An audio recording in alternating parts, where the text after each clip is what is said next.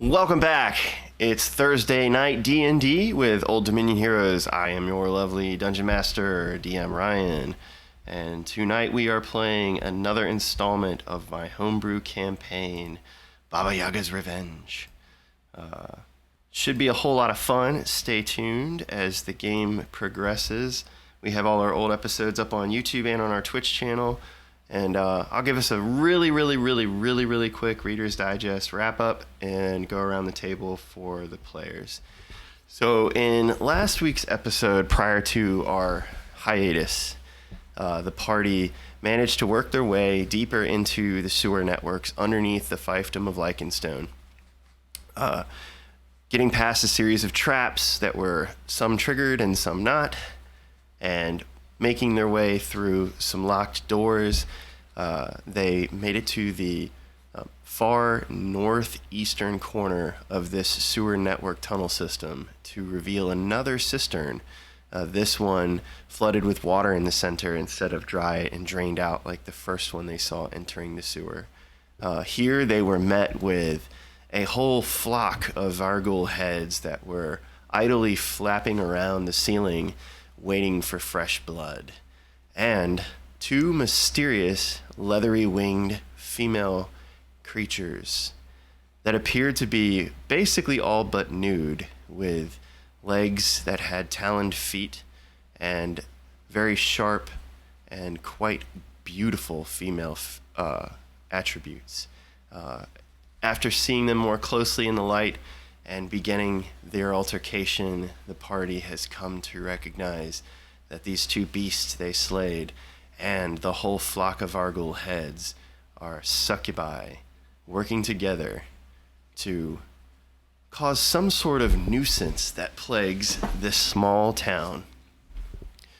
And where we pick up tonight, the party has vanquished all of their foes in the cistern, and they stand looking at the ashen, decayed, flesh-like remains of these severed heads, all but maybe a few teeth left behind, knocked out by bludgeoning damage taken by players, and then the two corpses of the succubi laying at the feet of Chip and Jaron.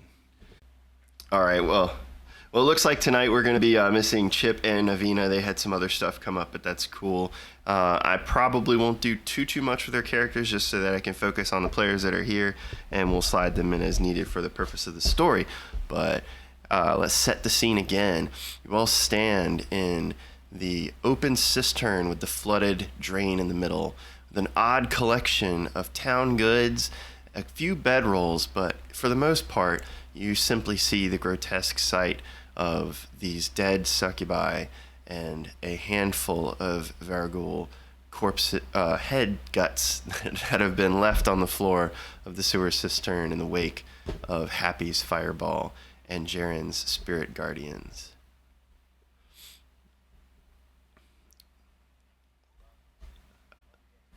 My bad. Divine Smite.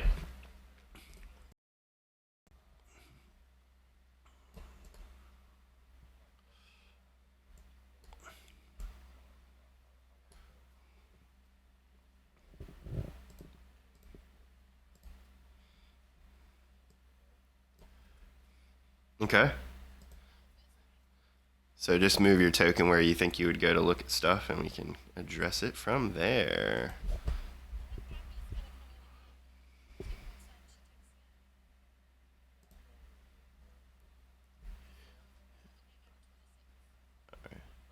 Sure, what's up?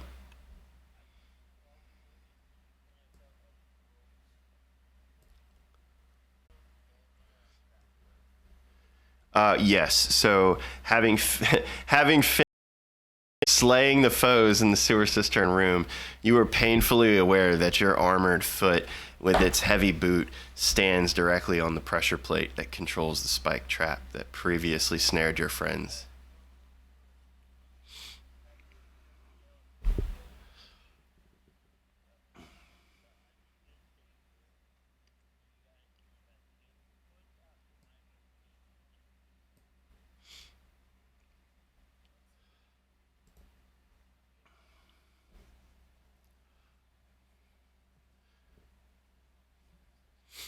All right. So, Venlee, go ahead. Sorry.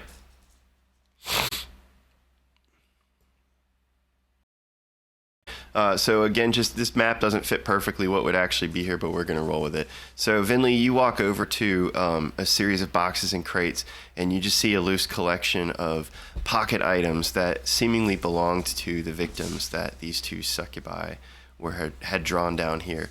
A collection of small, seax type knives, like a whittling knives. You also see in some of the crates the clothes that have been stripped from the victims as well. And looking at the crate additionally, you do see an old piece of parchment paper that is folded in half and sealed with a black piece of wax. The parties in the sewers, they defeated two succubuses, and they defeated a handful of Arguls as they've worked their way through the sewers to discover more of the nefarious plot that plagues the town of Lichenstone. And continue. So go ahead and Venlee, you said you picked up the parchment with the black wax seal on it. Yeah, I'll take my dagger and kind of cut it open, and oh god, I'll go ahead and open it. Okay, so you look down at the wax seal. You see an impression in the wax. Go ahead. Yeah, what's the wax seal look like? So that is a good question. I'm going to try to find something real quick, but I'll finish describing what you see first. If you want us to have Mage Hand to open it, we could do that. I know sometimes you don't like to read letters. So as you crack open this seal with the end of your dagger and flip open the piece of folded parchment, you instantly notice that it is written in a strange script. And it's a brief letter that has been penned in a red ink. And I don't understand it. You speak Sylvan, I believe, right? Elvish and Halfling. No, so you would not understand it. Okay. That's above game, because right now nobody's looked at it, so they don't know it's Sylvan. Yeah. Happy has Sylvan. But the rune, I'm trying to get it here for you. Give me 1 second. Mm-hmm. These aren't exactly the right runes, but let's see. Copy image address. Let's paste this in the chat. Oh, I've got that translation thing where I can have it. So you see the rune you see this rune, and it looks very similar to this. Oh, Neato. that looks familiar. And then let me get back to Happy real quick. So you've got the letter. Happy, you went over to a table to look at some of the items. Again, just a series of random odds and ends that have been seemingly taken from people in the town. Household items and trinkets, bits of pocket coin, small currency, not gold pieces.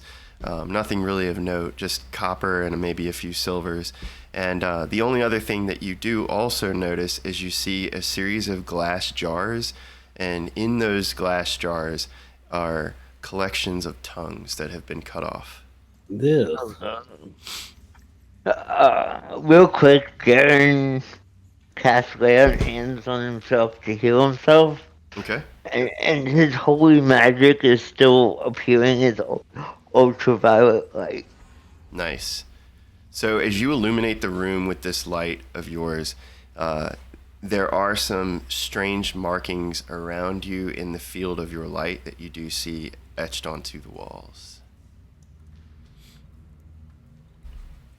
And I cast Divine Sense. Sure. And go ahead and if you want, you can post that in the chat. If you want to explain it real quick, you can as well. Otherwise, we'll just go with it. So it detects good and evil. You can sense anything affected by the hollow spell or know the location of any celestial fiend undead within 60 feet. Can you describe what that feels like when you have a fiend inside you?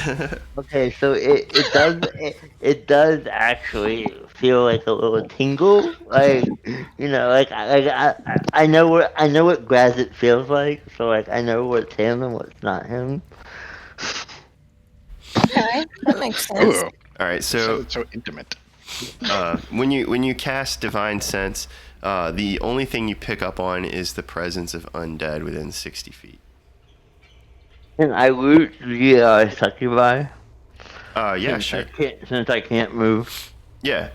So you reach down and look at the corpses of these two succubi females. The one directly at your feet, you see in a makeshift leather-skinned waistband, almost like a belt that's been tied around her hips that kind of leans over to one side.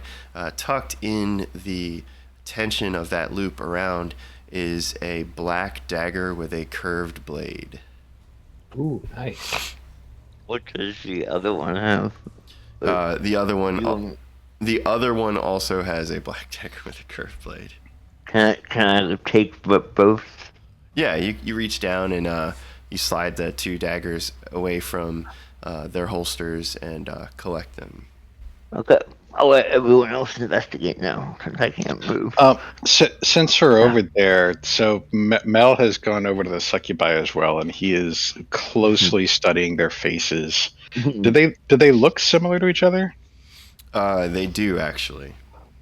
Okay, so yeah, he wants to get their faces sort of like he uses like some illusion to sort of draw their faces in the air, like experiments with a little bit of alter self and whatnot, and just sort of like getting those faces in mind. He's sort of curious about that. And then when he's done, since Jaron is stuck there on that spot, Pump Le Mousse lets out a really, really nasty, silent but deadly fart before we go away. Awesome. Thanks, Mel. Worse. I mean, like, it's so nasty that it's noticeable even amongst the ambience of the sewers. Is that what you're saying? Well, I mean, so Pump earlier was swimming through the sewers, and since he is a pump and sort of used that to propel him, some of that sewer stuff has actually gone through That's him. right. It's been made its way into his ballast, and he's primed that pump and pressurized the valve, and he's just been puttering along like. Is he going to blame it on Mel? Absolutely, yeah. He points to Mel, and Mel's already turning to walk away, and he's like,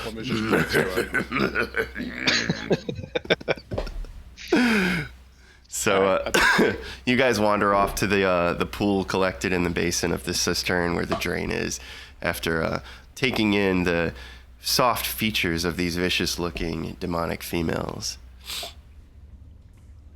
Harvey would like to fly over behind Jaron here and try to fiddle with that pressure plate to disarm it. All right, so you fly over top of Jaron's head, squeezing in through the 5 feet above his head in this 15-foot archway that forms this giant metal sealed door with the vault handle that receded into the ceiling space. So above you, you see the about 6-inch plate steel of the vault door recessed into the stonework arch. And then on either side of you, you are painfully aware as you fly over Jaron that there is a series of deadly spikes on either side of him that reach up to the top of the ceiling where you're flying as well. You get to the opposite side and land with a little whoosh, and as your talons, clitter-clack on the stone tiles below, you look down at your feet to investigate Jaron's circumstances. Go ahead and roll me investigation.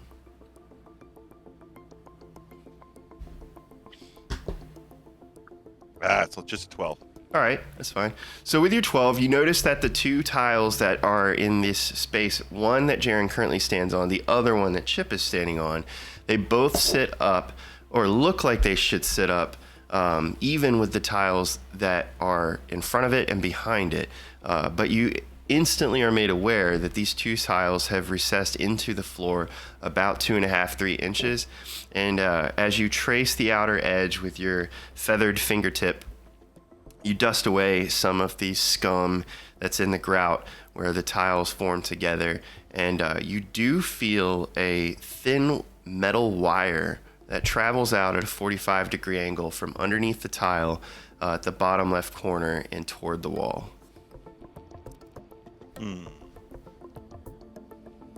I'd like to disarm that wire, if possible, please. All right, go ahead and roll me a sleight of hand check. It's just a 20. Oh, yeah. All right, nice. So what tool do you use to disarm it? And describe your actions. Let's see. Reach into my pack. Trusty thieves' tools, Excuse me. Godzilla. and I take out a pair of narrow bladed scissors and a pair of pliers, and I'll get down on my knees and I start working up around the tile. So, Jaron, you notice behind you the looming shadow of Harvey and his big eagle-like wings and all their rainbow splendor. Don't move. And he leans down just right below your hips, basically, to about knee level, and he slides the thin-bladed pair of scissors into the crack of the tile and puts them around the thin wire, and then just ever so gently takes these needle nose-like pliers, puts them into the corner where the tile meets the wall and the largest gap is, and lifts as best he can so that he can pull this tension wire out just enough to snip it. And you snip the thin steel wire, and the stone tile falls inert into the floor. Jaron, you feel a little bit of a sandy grit-like shift under your feet. And you hear Don't a move, click. mate. That's how it's supposed to do.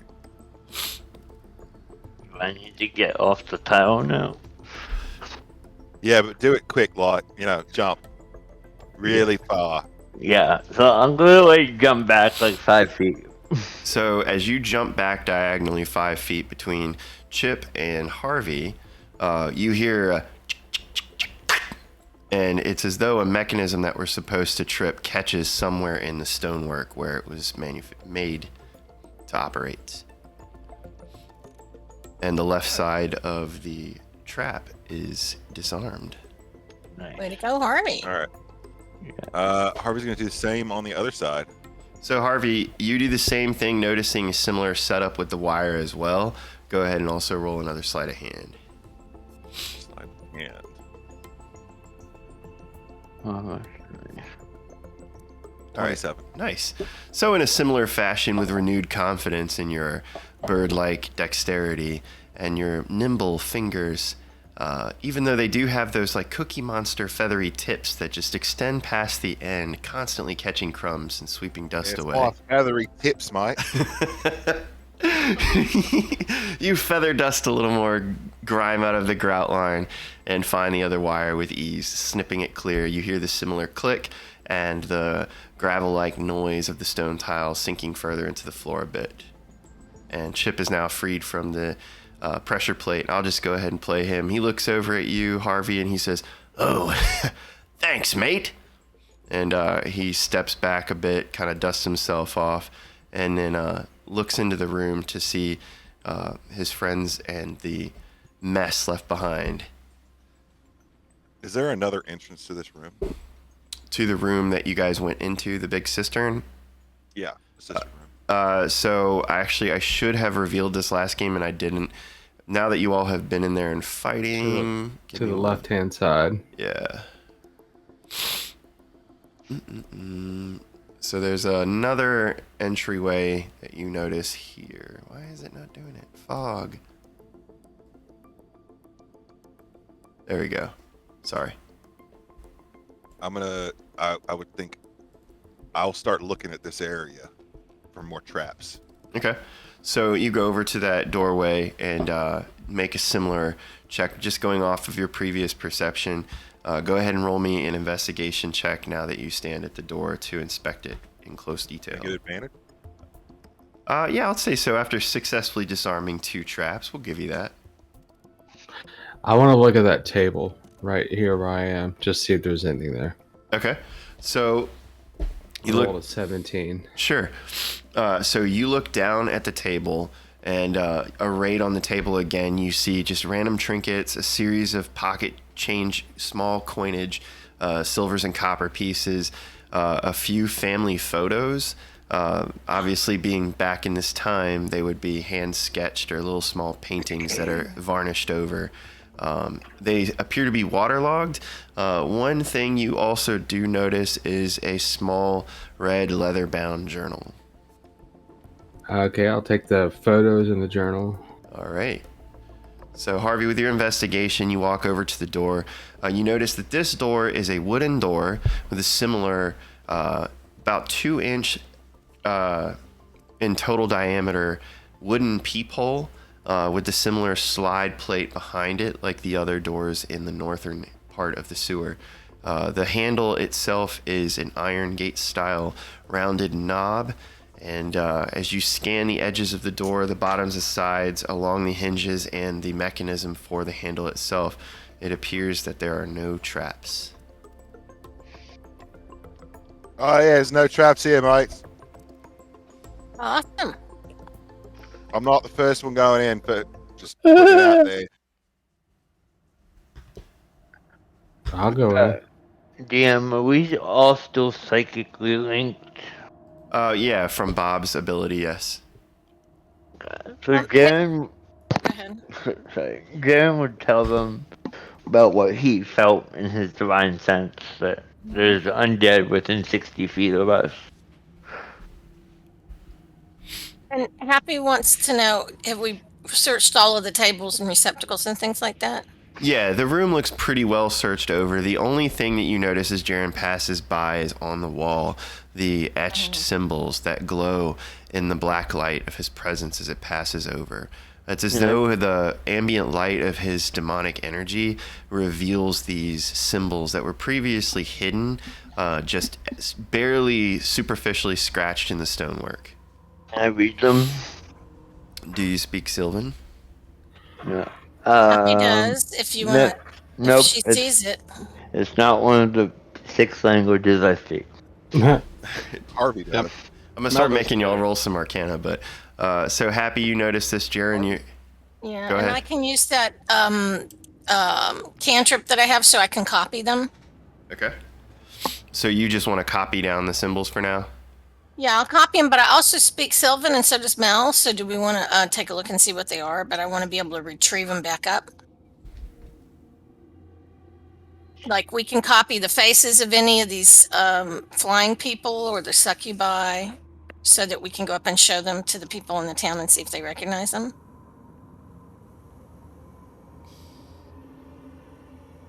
Can I use a burst of my channel divinity to illuminate the entire room in dark light? In dark light, yeah. Okay. And So I'll so go. and just pedaling back a little bit. So Happy asked you guys, I'm assuming in game, even as a role play, she wanted to know if you guys wanted her to copy down the appearances of these victims. Oh yeah. Actually, the appearances. If you wanna handle copying down all the things in the wall, if you wanna read the room, then that'd be cool. I'll go around and look at the visages and commit those to memory and to like images and stuff that I can take on. Oh, okay. So you can reproduce them for people up top. Mm-hmm. Oh, okay. Because I have that cantrip where I can actually put it on paper, but it sounds like you could just make an illusion. That's cool. I also wanted to know how many tongues were in the jars. So as you inspect the jar, you notice that there are, and give me just 1 second, guys. Oh God. I gotta do some quick math. Don't look at your screen, folks. All these tongues. It's one of those one of those games they play in the office here. It's like guess the number of tongues in the jar. Exactly. So currently you see 14 tongues in the jar. Okay. Ugh. And these tongues appear to be somewhat fresh.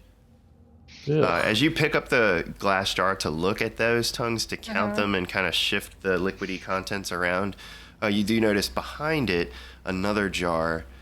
This jar looks caked over with dust and grime and has even started to grow some of that slime mold mildew that you'd expect to grow on stonework. And in that jar as well are more tongues, but these tongues appear to be dried from the cold and perfect conditions in the sewer, and they've now just sort of shriveled and blackened.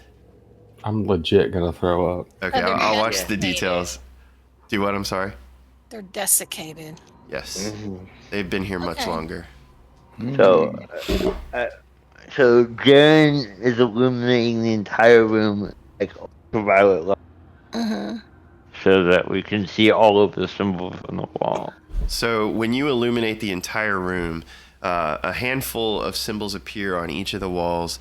It seems rather erratic, but one thing you notice is that there is a reverberating glow that pulsates from the dome-like ceiling at the top of the cistern where the sewer drain access would go up to the street level. And the symbol you see now is the same that I shared in the chat, but just gigantic and glowing a yellowish green color in the light of Jaron's black light or dark light. Does it have some meaning that we're aware of? Since it's Sylvan? You guys can roll Arcana if you'd like. Make any kind of history checks you'd like. I can do a history check. I guess I will. I was gonna go in this room, Okay, but that's fine. since I don't read this note that I found that looked important. Did you want to ask anybody to read it? We're still linked. Well, that's what Wait, I was. You got a getting note ready there, to, Mike? that's what I was. Exactly what I was getting ready to do. I guess I'll just say, hey, I found this note over here, and I haven't opened the journal yet, but I'll say I found this note, and it looked kind of important. It had a wax seal on it. Does anyone want to take a look at it? I don't understand what it says. Sure. Yeah, I'm almost out of papers. Who do you hand the letter to? Harvey's right next to you. I mean, you guys need to move tokens if you're gonna interact, just so I know where we're going. So you hand Harvey the paper. I'll give it to Harvey first. All right. Harvey, he hands you it's a fairly thick piece, I'd say like 24-pound paper, not quite cardstock. Clearly handmade. You know all your paperweights. Clearly handmade. Some sort of reed-like fibers in a cross-hatched pattern. Slightly stained just by the nature of the vegetation it was made from. And you do notice that the wax seal that Venlee plucked is intact, as though she scraped it with the blade underneath and stuck to the top of the seal where it folds in half. As you look at the seal, you see the symbol I shared in the chat on the wax impression. And when you open the letter itself, you see a brief note written in Sylvan. And you speak Sylvan, you said, right? Yep. Okay. I will whisper you something, and you can reveal it in a moment. But in the meantime, while we're waiting for me, because I have to type, what was everyone else doing? Did anyone else want to go in rooms, or were there people looking at things? I saw some history stuff, and I'll get right to you with that. Yeah, I rolled an Arcana of 20 to try and see what I know about the Sylvan etchings on the walls and the ceiling. Oh no, I rolled a history. And Mel rolled Arcana.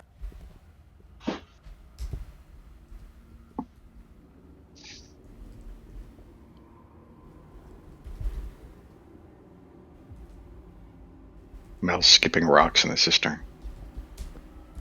How many hops do you have so far? I'm running back and forth, and I'm grabbing the rock as he skips it, because I can run across water. Run across water and catch missiles. All right. Yeah. Jaron's just kind of waiting to see where people go after they're done investigating. Harvey's got the paper Just out, chilling. unfolded, just looking at it. All right. You got your whisper.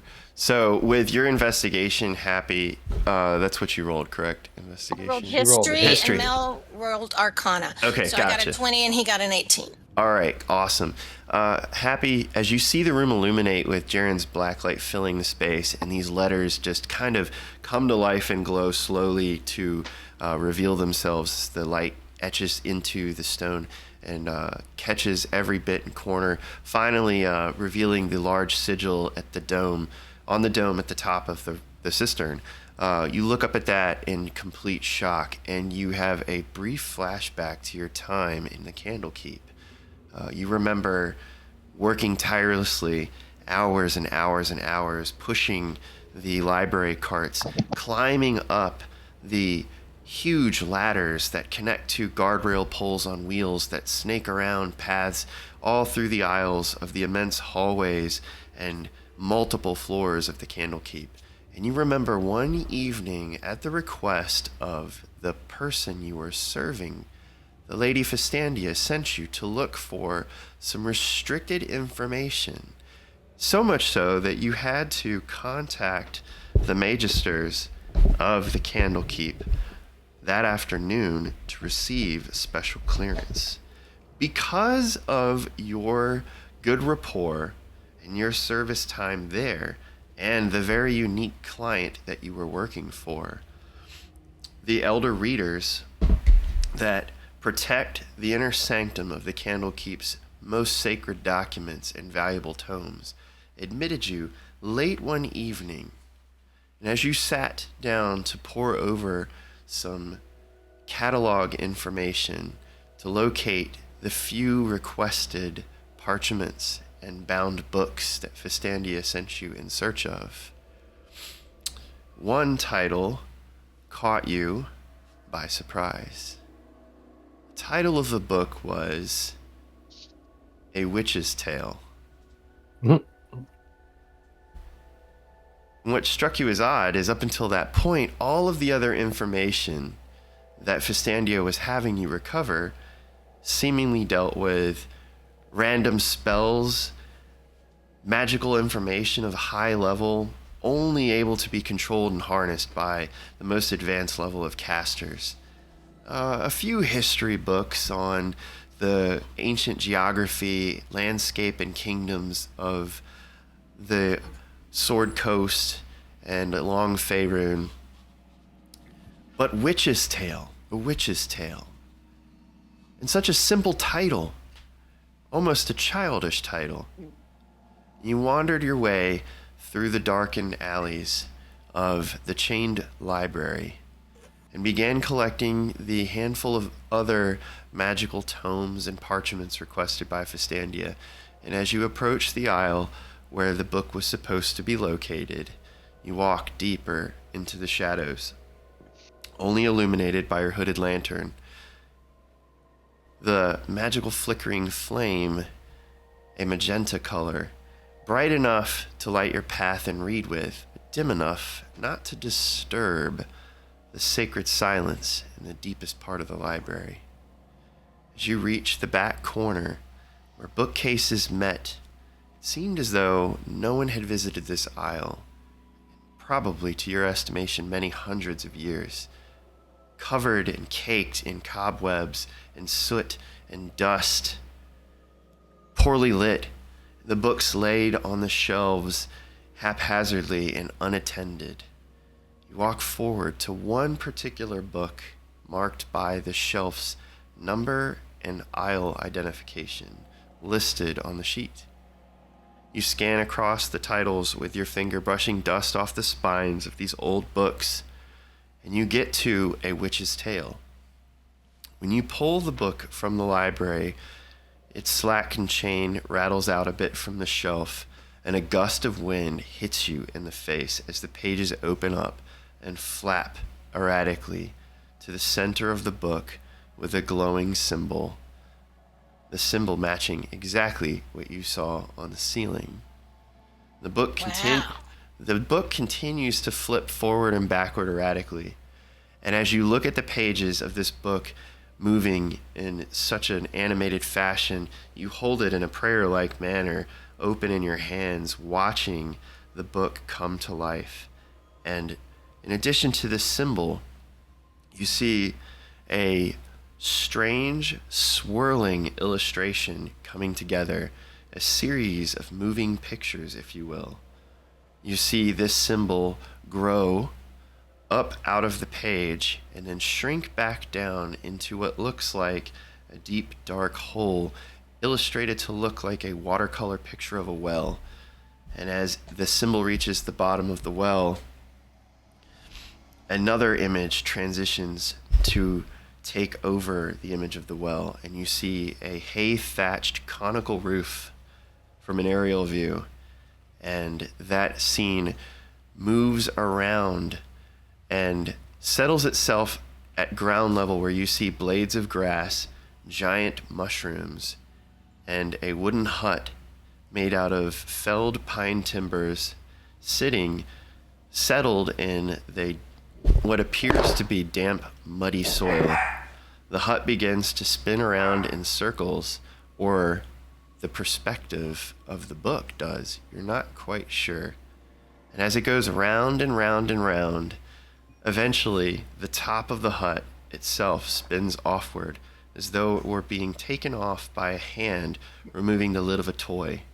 And on the inside of the hut, you see a little old woman sitting in a chair, knitting, and close beside her, a giant mortar and pestle that pounds itself with strange unknown contents.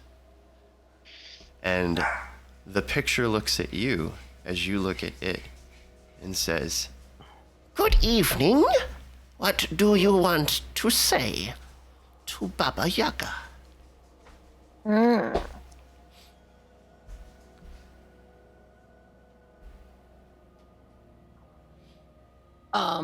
So this is what I'm remembering that happened? Yeah, Are you wanting me to tell you what I said to Baba Yaga? absolutely. Hi, Baba Yaga. I'm doing some research for Fistandia, and she asked for me to get this book. The voice responds to you with a quirky, giggle. "I've never heard of such a name, but she doesn't sound important. But I brought you to this library because I wanted to meet you." Well, thank you. It's a pleasure. "Oh, you say that now, dearie. You say that now." And the chair begins rocking back and forth faster and faster as she continues to knit, but she does so in a crazed, frantic pace, her hands barely noticeable as they move rapidly, knitting together this tapestry that spools out onto the floor. And the chair continues rocking and rocking and rocking, and the pages flipping and flipping and flipping, and eventually the book slams closed in your hand with a puff of dry, stinking, soured, mildewed smoke.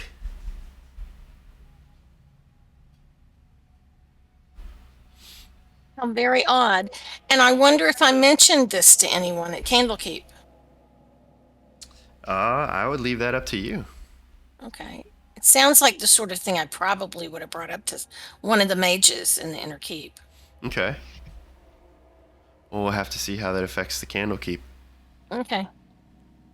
So you come away with this quick revelation, and I know that wasn't quick as I was describing it, so thank you for being Oh, patient it's with me. very evocative.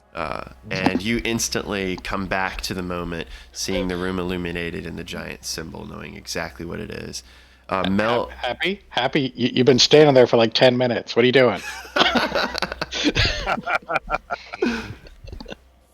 Yeah, do you share the Lee, and I was story? telling you everything. Were you not listening again?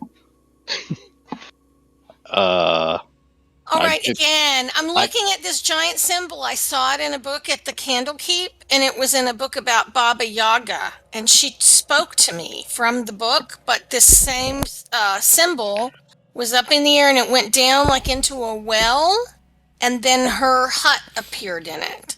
So I'm wondering if that has anything to do with this giant symbol at the bottom of cistern. It sounds like it should. Yeah.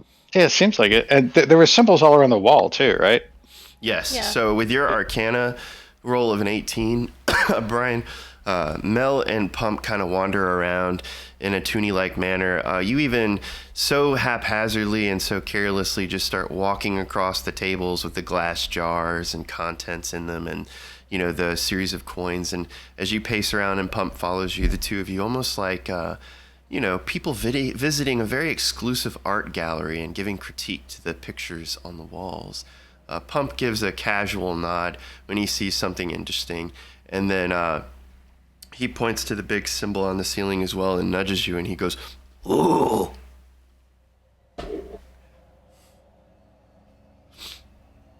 And with your 18 of Arcana, you instantly recognize the language to be Sylvan, and you recognize the words written on the walls to be a jumbled series of words that seem rather poetic, and I will DM you that real quick.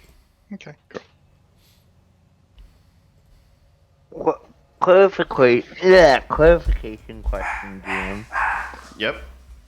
Since Happy shared her story, so Baba Yaga doesn't know who Fistandia is. Baba Yaga said she didn't recognize that name. So she didn't tell me she didn't know her, but she didn't know that name. Yeah, it's probably not a real name anyway. Huh. Baba Yaga probably has a lot of names too. She does. Oh, all right. All right. I seem to be recalling some sort of it's vague, but some sort of relationship actually between Fistandia and Tasha, didn't I? Did wasn't there some reference to some link between the two? Yes. Yeah. Okay.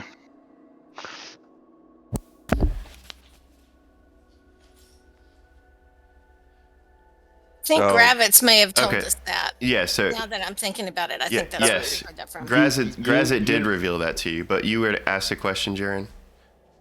Well, do you want me to tell them, or do you want to have guys tell them? Well, Grazit already told them at Fistandia's mansion that Fistandia was Tasha. Okay, all right, that's what I thought. Okay, so I wasn't imagining things. No. It's hard to tell when I'm Mel. Not that time, right? So, what are Mel? Can you tell us what the random words are? Yeah, but I think one of them might be a butt joke. It says This turn, right? it says turn your back to the forest, turn your hut to me, but he says the butt jokes is spelled with 2 T's. Get it? You get it? Everybody get it? Typo. Haha. Turn your hut to turn your back to the forest, turn your butt to me. Speak to me, the original 3, maiden, mother, and crone. Oh God, you said it.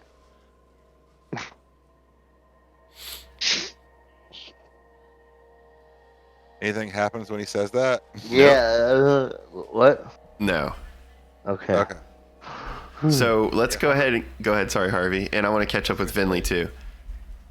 Yeah, I don't think this is instructions trying to get there. So I mean, it kind of seems like they're doing stuff where they're opening up the rabbit holes to the Feywild where Baba Yaga is somehow. It's maybe like a 2-way thing or something. So maybe that's some instructions for there or something like that. I guess the Fey they like the riddles. They like the riddles. They like the butt jokes. They like the butt jokes. All right, what you got, Harvey and Venlee? Harvey's looking at this paper that Venlee's handed him. Said, nah, this paper's all wrong for burning, mate. Fuck. It's got something written on it, though. What does Oh, it say, Harvey? Fuck's sake. Harvey. Knee, lat rock. Fuck, hold on. It's backwards, hold on.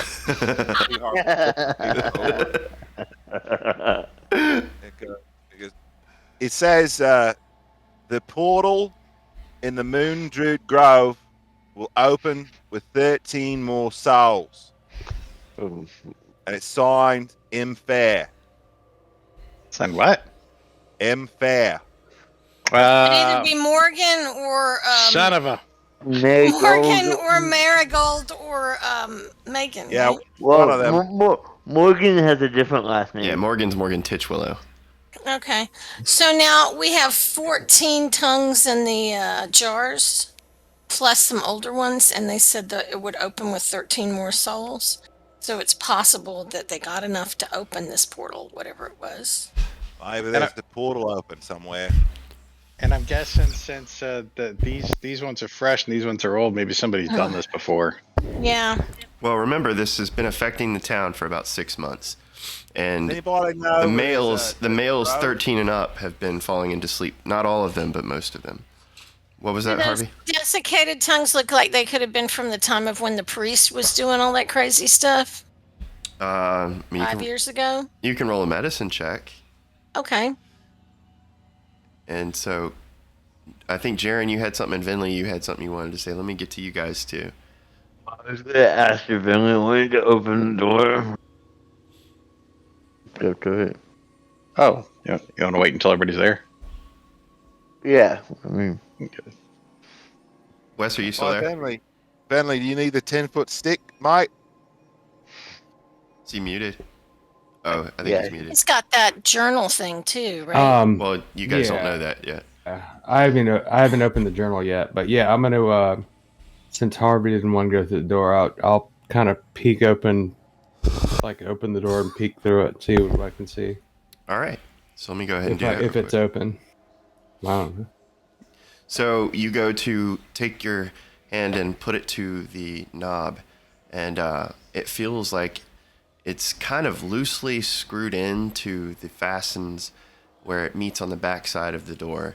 And you turn the knob, and with no resistance, the latch slides out of the way, and the door sort of coasts inward on its own weight, clearly hung in a cattywampus way.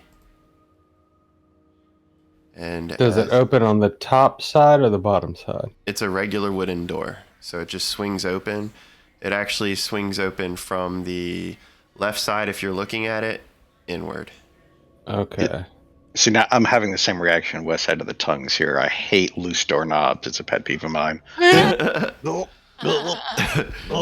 the jiggle, So, like, the metal jiggle. Right. So it opens from that part right there? No, it swings open with a hinge right here. On the bottom. Yeah, Yeah, so yeah. it opens up towards, that's what I was asking. Yeah, I'm sorry. Yes, I apologize. Okay, so I can... And the door I can drifts. kinda see- The door drifts inward, and that's what you see. Okay. Well, actually, I'll give you a little bit more. Give me 1 second here. Yeah, I it's- just wanted to see which way I could look. I see. I would say you see that much. Okay, and I don't really see anything. So as you look into the room, you notice the similar gas and oil powered lanterns that dimly illuminate the hallway, and you see two wooden doors. These without peepholes. They actually have like metal iron gate windows at the top to look through. Okay, let me do this real quick.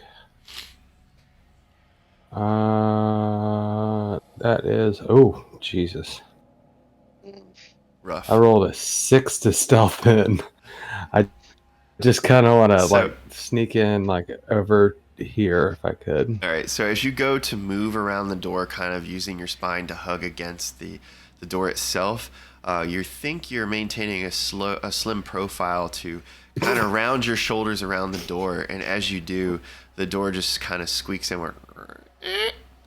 And Oh no! as the door squeaks inward, you hear off in the distance.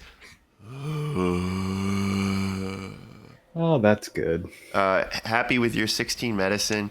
The only thing you're really able to discern about the age of the tongues is that they must be older than, I'd say, at least 90 days.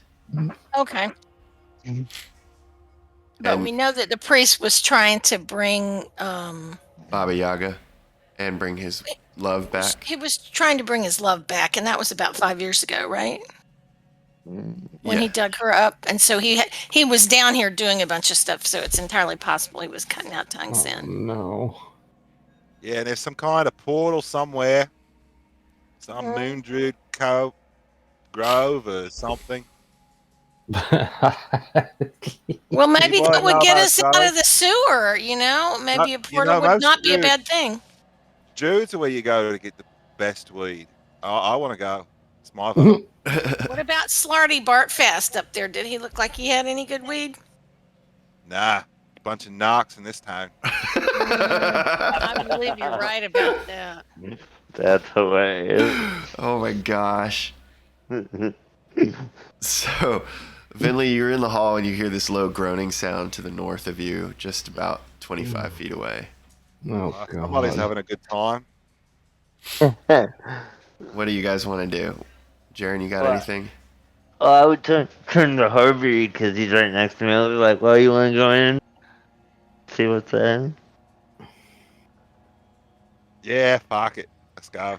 Jaron told us that there was undead within 60 feet, right? Yes. Yes, I did. Yeah.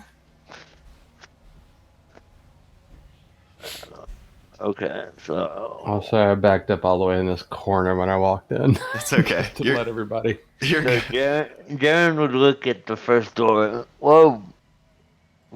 It's okay, dude. So as you go to look at the first door and peek through the iron gate peephole, you notice an empty, unoccupied room, very basically well kept, but nothing of interest. Is that a bear trap next to the door? Yeah, but we're not going to use all that. Like I said, this map was the closest thing I could find to what I needed. So if I gloss over something, it's truly not important.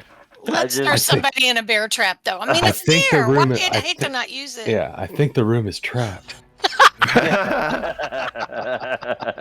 Not really a trap if you know about it. So if you let me, Jaron would look at the next door. Yeah, so you move forward and you put your eye to the metal grate, and as you do, you hear the low groaning noise turn into the shuffle of feet, and a horrific sight meets your gaze eye to eye, snarling in your face. Bits of saliva and caked on blood flicking off of its face as it snarls at the metal, trying to get at you. It pushes at the door, and with that, I need everyone to roll me initiative. Ugh.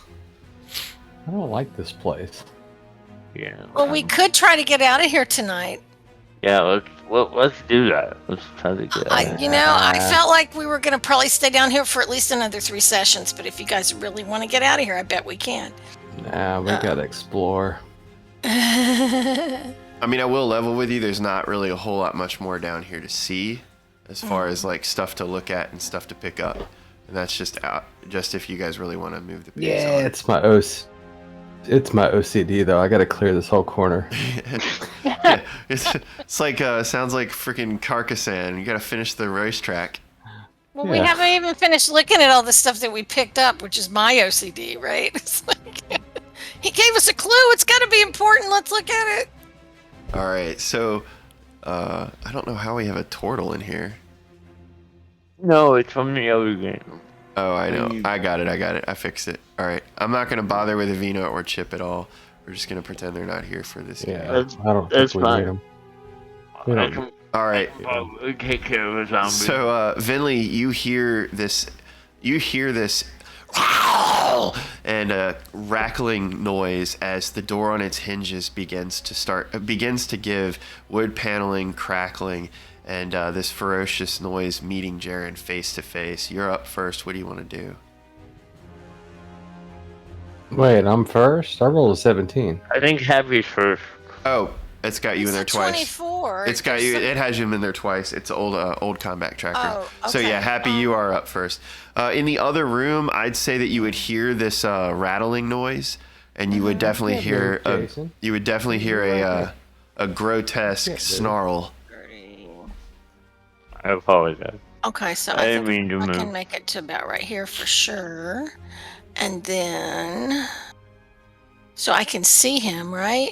You can see Jaron, but at the angle you are currently, you would just see him with his face, I'm assuming now, pulled back in shock, and the what appears to be a humanoid-looking mouth snapping at the metal iron gate window. At So the I top can of see it. the mouth, right? Yeah. Okay, then I'm going to cast Toll the Dead on the mouth. Alrighty. Go for So it. that's a wisdom save of 18. All right. Necrotic damage on a dead creature. That's always good. Yeah. Well, she's playing it right because she doesn't know. Oh, Yeah, I know. I mean, we thought it was undead because he sensed it within 60 feet, but it's also a cantrip, and I got you. Come on, asshole. There we go. Ah! No, I don't like that thing. All right, so he fails. Now, Okay, we're so looking at that's- now we're looking at your screen. Okay, so that's 10 damage. All right. And I believe for It my only bonus... has 22 hit points. How are you seeing my HP values? Is it showing all the HP values? Yeah, you just showed it on the screen. Oh, I gotcha. Y'all are watching the Twitch. Cheater, pumpkin eater. And then, No, I'm not watching Twitch. I know, I'm just fucking around. can I, I'm going to use my bonus action to bring Bob over here. Okay. I've got him handy, and then I'm good. Alrighty. So, Harvey, you're up next. You see your friend Jaron pull back in horror as this grotesque face snarls and snaps at the metal iron gate door.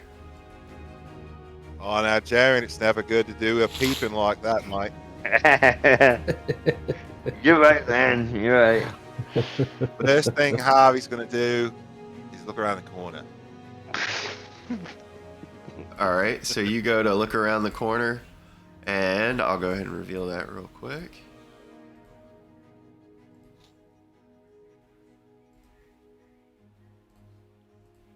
So you see a long hallway lit with a couple more of the flickering oil light lamps, and the door trim of what appear to be two closed doors. You can't quite make out the appearance of the doors at the angle you are standing. You just know they are doorways. All right, is this thing able to get through this door? You don't know that yet. We haven't. Harvey's gonna take out his spear off his back, All right, go for it. and Harvey's gonna go. You gonna poke it?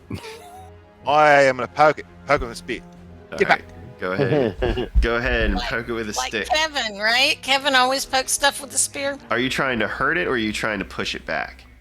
Oh no, it's obviously undead. I'll try to kill it. All right, go for it. That's 24 to hit. All right, hits. Next attack Go for it. is a 24 to hit again. Also hits.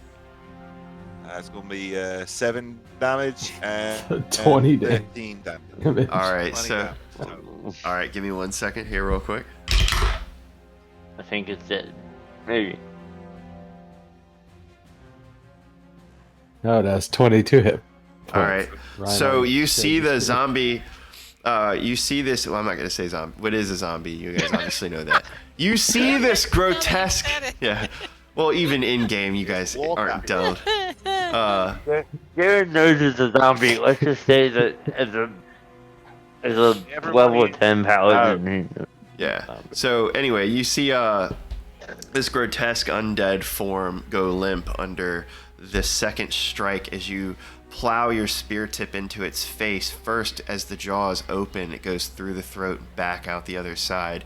And then the second time, you withdraw the spear quickly, and like a needle, you plunge the spear tip into the orbital of the only remaining eye of this creature. Your spear plunges through the back of its head, and as you pull it forward, bits of greenish pink brain matter are pulled through the door with your spear tip that splatter on Jaron's face. And Ew. Thanks for that. Like, why was that necessary? because that's how I roll, bitch. So You let Happy know if you need to press to digitate when we get out. so Jaron, it's your turn. What do you want to You're do? gonna wipe those brains right out of your face. Well, I have 1, 2. I think I can get to this door. All right. So you get to the door. Just look in that one too. Yeah, let's look in this. Well, we're still in combat, so I mean, you know. Jeepers creepers. So I like him. Are you peeping on them? So you look into this doorway and you see another bed. This one looks a little bit more disheveled. It's actually covered in blood and bits of flesh. There is disheveled pile of clothing in the floor that looks to be torn to bits and stained with blood as well. The door is similar to the others in the like of it being wood with metal hinges, a metal iron gate style circular knob, and no trapdoor, just the iron gate peephole window at the top that you just looked through. okay. Well, I use my movement and I use my action to look in the door. So Well, that's actually an object interaction. It's not an action. Mm-hmm. well, You can move. You can still Okay. use the rest of your movement. You can use your actions and bonus actions. I move Yeah. to the next door. All right, so you look into the next door, and when you do, you see You die immediately. a similar sight to the one before. As though you hadn't learned your lesson, You spot it, and it spots you. It lumbers forward, stumbling a bit over at the gut as it trips off the bed, nearly falling. Actually, I'm going to say it does. It falls prone, and it stands up, clawing its way to the peephole with these gnarled fingers and overgrown nails scratching at the wood and clinging to the metal gates. Can I poke it with a stick? Absolutely. You still have your actual attack. Okay. You haven't done anything. You just looked. I know. I want, like, I don't want, like, you know. Okay, with a stick. You would be so glad to know that we're all following in his footsteps, right, Harvey? 19. It's Yeah. Does that? When in doubt, poke with a stick. Yeah. That's Kevin. 15. Is that the damage or the second attack? That's the damage. All right, go ahead. Do you have any additional attacks you're taking, bonus actions, etc.? Yeah, I'm doing my second attack. Go for it. So, 30 damage total. All right, how do you want to do this? I'm done with these things. So, like, I stab my glaive through the door. And, like, I don't care if it breaks the door down. Like, I'm using all my strength to just stab the glaive and stab through the zombie. And then I pull it back and I stab him again. All right, so make me a strength roll on a d20. Just a strength check. Strength check. Yes, please. Okay. Okay. I'm good at those. We'll see. Yeah, 25. All right, so with your 25, as you plunge your gauntlet-handed arm forward, your elbow at a 90 degree, like you're actually trying to throw the spear. The spear over your shoulder, the tip of the blade forces its way through. It actually breaks past one of the tines of the iron gate that is somewhat rotted in the wooden trim that holds it in place, forcing that into the face of the zombie as the spear tip stabs into its throat. You pull it back, and the second one, you tuck the spear under your shoulder, and you thrust forward with your full body, shoulder into the attack, the other shoulder in the door, almost like a fireman trying to break it down. You stab upward with the spear, and it goes through the bottom part of the upper jaw and into the nasal cavity, piercing through the top of the skull. The zombie hangs limp on your spear as the door caves inward with your weight, smushing it off the tip of your weapon. And you now stand 1 foot on top of the door with the corpse of this grotesque undead pinned underneath. Right. And with that, it is going to be Venlee's turn. I want to search these 2 rooms, like the ones right in front of me. All right, so you go into the empty room right here, you said? Yeah, I'll jump over the bear trap.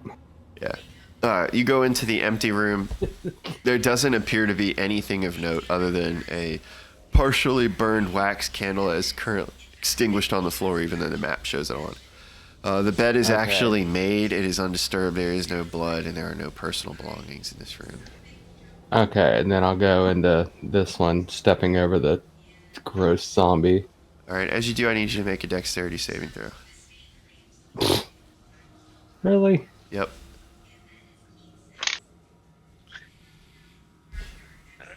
Does the zombie count as difficult terrain? It has nothing to do with that. All right. 17. So you pass, and as you step over the zombie, you do feel something brush against the leather straps that dangle off the edges of your monk-like sandals. And you look down at your feet, and you see the corpse with its absolute mutilated face and lower jaw begin to stir and roll up as its hand reaches for your ankle. I punch it in the face. Make an attack check. Well, I hit it with my quarterstaff, I guess. Yeah, so out of frustration and annoyance, you take the butt end of the staff and try to plant it into the already mushed skull of this rotten human. Oh, come on. Come on, D&D Beyond. Get right with yourself. We're making good time, folks. It's only 8:43. I know. Wow, we Oh have done a no! lot. Oh God! So, That's a natural one. out of your frustration and disgust at seeing this horrific hand with its yellowed fingernails, these fungal-like cracked, blistered fingernails and pustuled hands, you recoil in just absolute sheer disgust, choking back a little bit of vomit, and you go to plant the spear into the head of the zombie to push it away from you, and instead it hits the concrete, the crack of the grout, and you stumble back into the wall, knocking into an open cabinet here. Like right there. Yeah.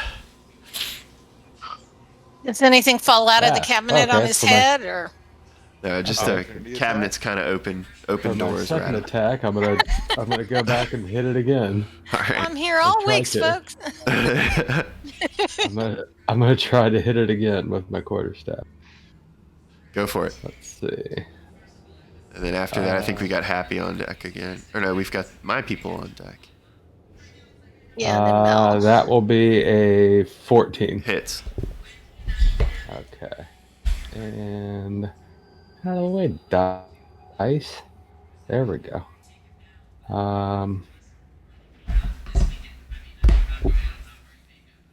That will be a 8 damage. All right. So you see your quarterstaff slam into it. Where do you want to hit it? How do you want to do it? I'm gonna crack it right in the head. All right. So you pull the staff back, you catch your balance, and you walk forward Rafiki style from the Lion King in a kung fu pose, and you swing this staff over your shoulders and you slam it flat like a Shaolin monk into the mush of a skull cavity. And it just splatters against the stone as your staff actually makes contact with the stone tile below what used to be this zombie's head. Okay, so it's full on dead. It is Well, dead. deader. Dead-er, yeah. Is it undeader or deader? It's technically not dead. It's re-unanimated, right? Yeah, so Okay. they have it. I don't want to metagame it, but probably you guys already know zombies have some unique ability. So the face that is basically non-existent, this shoulder-stumped neck of a corpse, starts to move around and kind of just ring around its hands, radically reaching for whatever it can. You just hear gurgling noises coming up from the esophagus. Is it still moving? Yeah, it's writhing and wriggling. Flurry of blows. Go for it.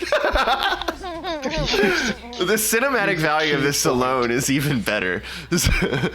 So after making, after making head cheese of the zombie with your bow staff, you notice its corpse still slithering around on the floor.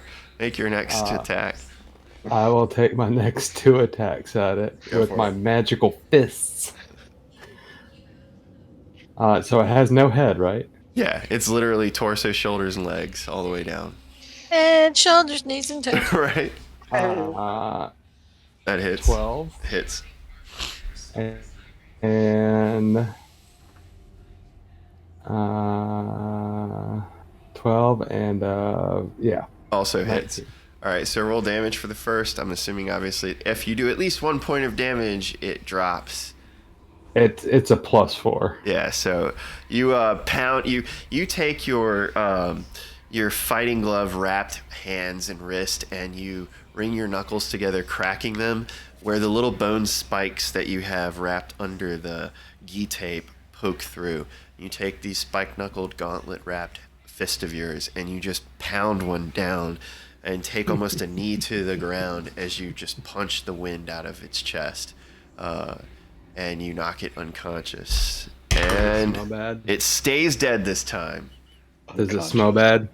Yeah, so when you punch into the zombie, you just get a painfully noxious mouthful of this almost embalming fluid-like smell.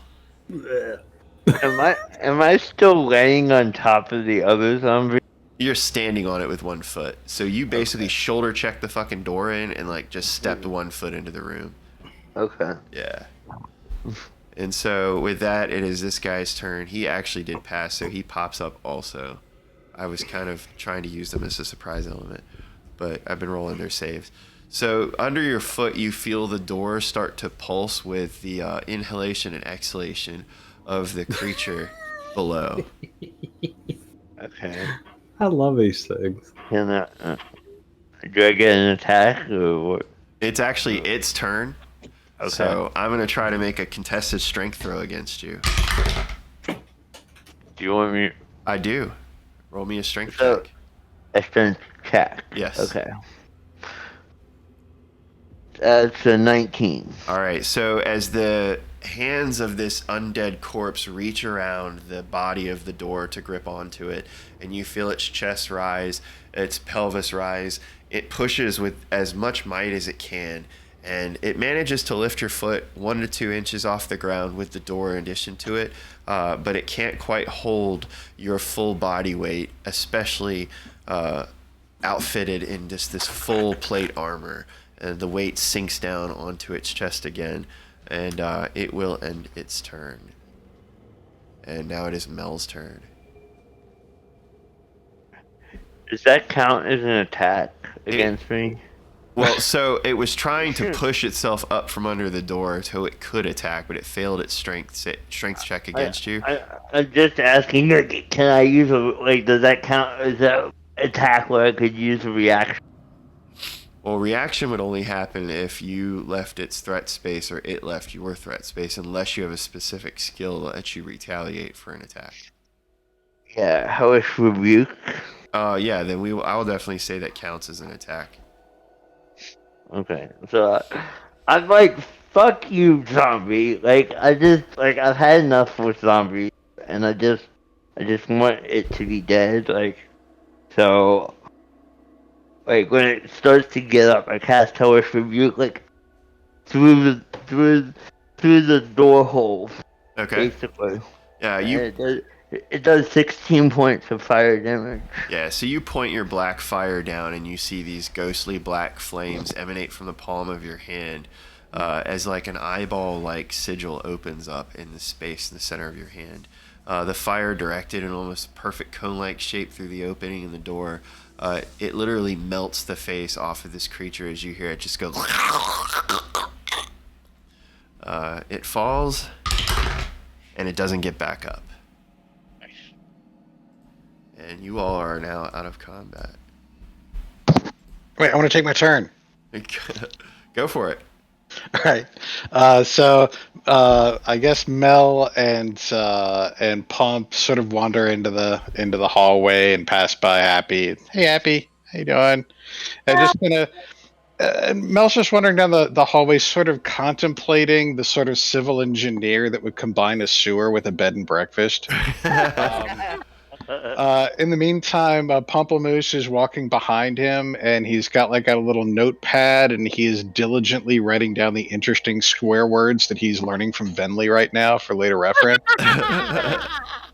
And then I get up to one of these light fixtures on the wall and just really start examining it, because I'm starting to wonder, like, they seem to be like gas fueled, and I'm wondering where it's coming from, and I'm starting to wonder if maybe like it's somehow harnessing the methane in the sewers to light the place. It's kind of ingenious, so I'm just gonna start examining that while I contemplate the just weird feat of engineering that is this place. So that's it. As you go to inspect the coping and pipework that reaches to this lantern light bulb like thing protruding from the wall that's bracketed with some U brackets, you lean in close to observe its almost hypnotic looking greenish yellow humming like flame. It actually illuminates and swirls around inside of this glass globe structure, but there doesn't seem to be traditional filament. But as you lean in close to it, you feel the heat of the bulb emanating light, but you also get the faint smell of poo gas.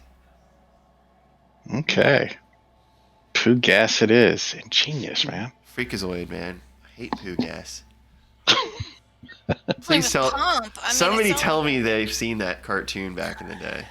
Oh no, I don't know the reference. Freakazoid? Oh, look it up. It's Steven Spielberg. It's awesome. Animaniacs. It was a spin-off of the Animaniacs. It's so great. Yeah, it was really good. He's like the weirdest superhero, and there's a whole episode where he has to fight a bad guy in the Didn't he sewer. like watch like 28 consecutive hours of cartoons and then he turned into Freakazoid or Yeah, something? it's such a stupid origin story, but one of the best. It's like the Tick, if that tells you anything, Brian. Yeah. I will definitely look it up. Yeah, Freakazoid. Good. All right. So, as you guys come out of the tension and hear the sounds in the room drop, what do you guys want to do? And for the record, if combat was still going on, I would have done the exact same thing. I was just thinking that we should put you in at the end of Annette always because you get so creative while you're waiting. It's like, poo lights. Jaron's gonna look down the hallway. Hey, what's up, Craig? How you doing, buddy? Thanks for stopping in, man. Go ahead, Jaron.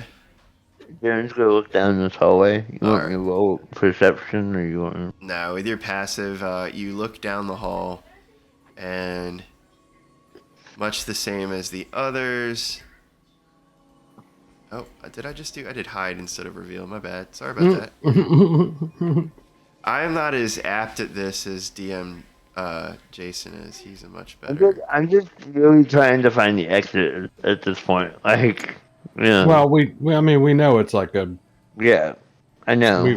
We already know it's in the other two rooms too.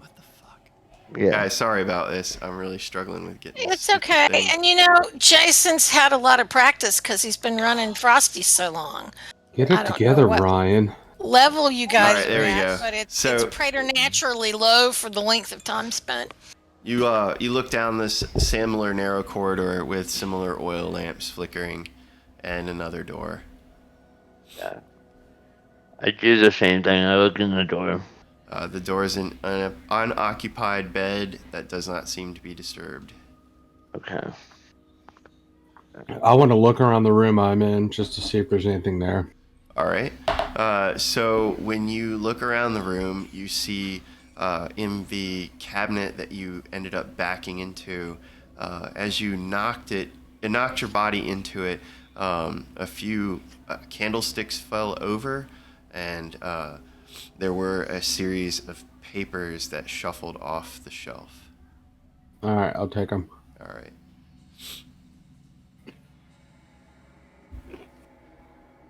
So, with the exception of the hollow sounds of the sewer, the faint dripping in the background, and a incessant low hiss that you assume is coming from the gasworks, the hollowness of the sewer cistern and its tunnel networks begins to wear on you all.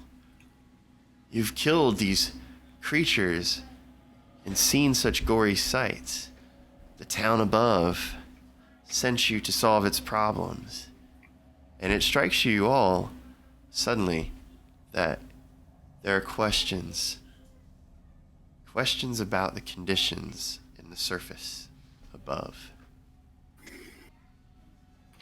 What do you guys want to do? I'm ready to get out if we kind of figured everything out. Yeah, have we cleared everything? There's 2 more zombies. Yeah. Yeah. So those were the 2 zombies that Venlee and Jaron saw when they came in through the door. Yeah. Yeah, but why leave them down here? We might as well kill them, right? Yeah. They're zombies. They'll be grateful. Sure. Okay. Let's kill them. So I'm not going to put you guys into combat for that, but I'll just say that you go. Oh, looks like my. There we go. I'll say that you. Kill 'em. I say you guys go around and wrap them up real quick. A few of them pop back up, and you have to do similar things. So much so, in fact, that Pump Le Mousse walks over frustrated because he clearly just wants to get out of here and go back to the inn. He takes his enchanted turkey leg club and begins pounding it incessantly into the face of this one as it lays in the bed. And you do hear him speak one word and one phrase over and over again in a strange little voice. He says, "Go to bed, go to bed, go to bed, go to bed."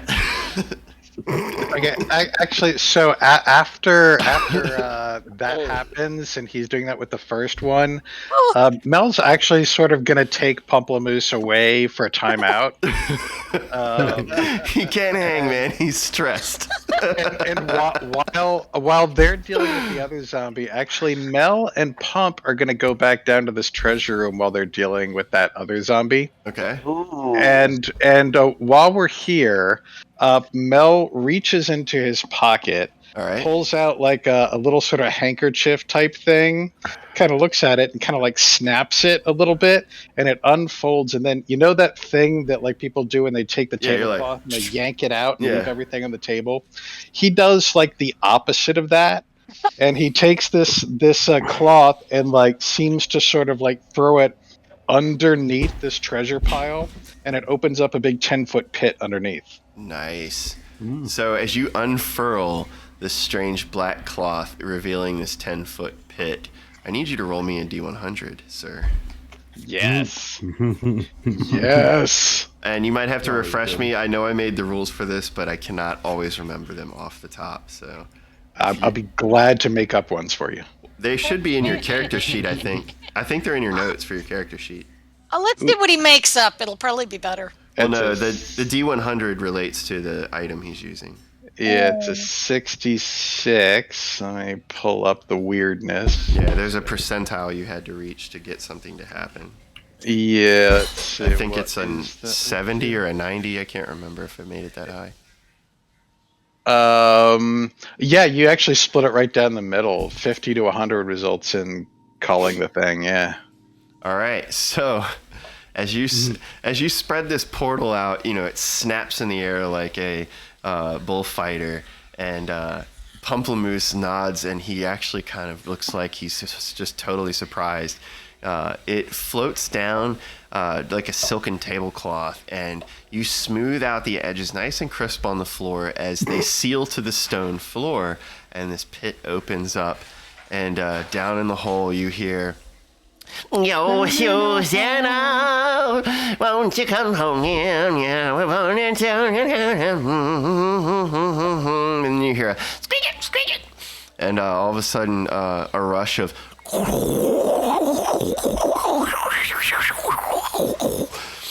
you look down into the portal and you face a mouthful of soap bubbles rushing up out of it. And popping up out of the portal, you see a strange bunny-eared herongon. And this creature comes out wearing a pink shower cap with little sheep on it and a sponge, and he's wrapped in a pink towel. And he says, "Ah! What are you doing?"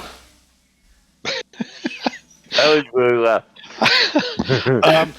Well, hang on though. So I'm a little bit confused because he came out. Now the pit went down. Did all the treasure drop down into the pit? Yeah. Okay. So did he come up? Did like the treasure rain down on him? Is this Yeah, what's happening? basically. Yeah, golden shower. Sorry, you only get to say that so many times in real life. Oh my god. I believe we're looking at title stuff there. So yeah, he's just, Golden shower on the bunny. he just goes, "Oh, What? yikes! Look out below!" Oh god. A few of the coins plink off of a plaster bathtub that floats up to the surface of the hole, basically lifted up by the buoyancy of the water that's been flooding out of the broken pipework for the shower head that's raining down on the strange bunny creature. I'm sorry. Were you taking a bath in my pocket? I wasn't in your pocket, I was in my burrow. I have so many questions on what this. Sorry for the intrusion. But hey, you know, since you're here, I got a question for you. Baba Yaga, is she hot?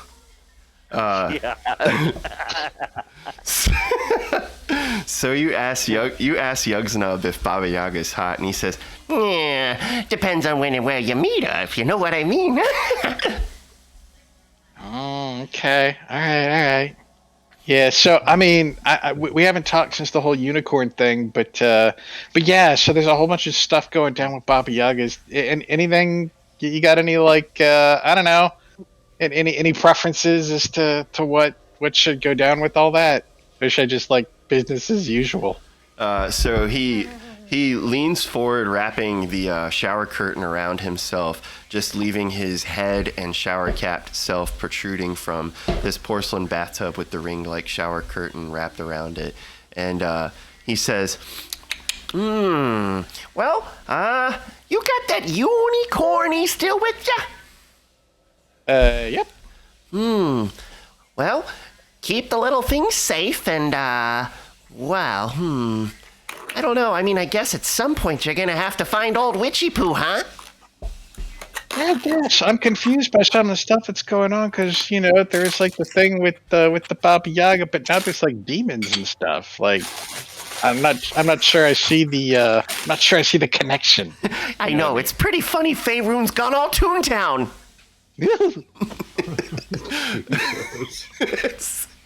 So Young Snub says, it's kind of strange. Things are kind of quiet where I'm at. Oh, yeah? Yeah, normally the Feywild's full of buzz.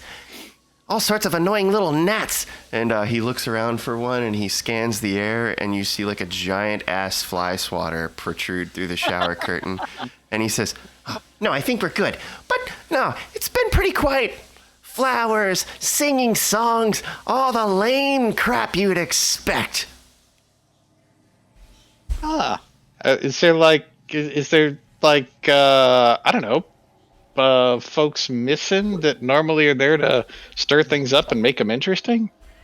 So he kind of racks his brain for a minute, and then he takes the sponge that's on the stick and he begins to put it in his ear and like twist it around and kind of like scratch at his ear like some people do when they're thinking. And he takes the other ear in his mouth and starts like nibbling on it. He's like, He says, well, now that you mention it, there's this really weird place called Prismere, and this new gang of baddies showed up. Yeah, this group of senior citizens, octogenarians or whatever they're called. Yeah, they go by, what are they called? The Psychokinetic Watches? No, that's not it. The Timepieces? No, that's not it. The Rolex Queens. Yeah, I think it might be that. No. What's that thing that looks like this? And then he takes the curtain back and he turns around with his arms wrapped around himself like he's making out. And he does the like curvy thing like, va-va-voom. What's that thing called again? The Hourglass? Ah, that's right. The Hourglass Coven. Yeah, they showed up in the Kingdom of Prismere and they really pissed off Zeblina. Zeblina? Well, of course. The greatest arch-fairy queen of the Feywild. Oh, I never had the pleasure. Well, she's sort of new on the block by respects of maybe 50 to 1,000 years or so, but it's been a little while since we've seen each other. Alright, so let me get this straight. Things are quiet in your neighborhood, but recently the Rolex Queen showed up and pissed off Zeblina, but now things are quieter? I'm confused. Oh yeah, it's kind of strangely quiet. All the joyful punks that go around singing those annoying-ass songs stopped singing. And at first it was kind of nice, because I could hop around in peace and chew my carrots and actually hear myself think. And as he says this, word bubbles pop up out of his head and actual words form corporeal above his head as he's speaking. And it's just a series of random thoughts like, I wonder what happens if an elephant drinks hot cocoa through its trunk. And so he's basically trying to get across to you that the Feywild's so quiet that all the annoying cartoony Feywild creatures that go along la la la la la la la, like none of them are doing that. Okay, well, and anything you want us to do here? You think it's related to the Baba Yaga thing? Well, I haven't really scoped out this place. Where exactly are we, Melly boy? I don't know. It all seems to be relative. It's I don't know. It's like somebody's toilet bed and breakfast. I really don't understand anything that's going on. I wondered why this place stinks. I didn't expect you were gonna sign up to be Super Maggio.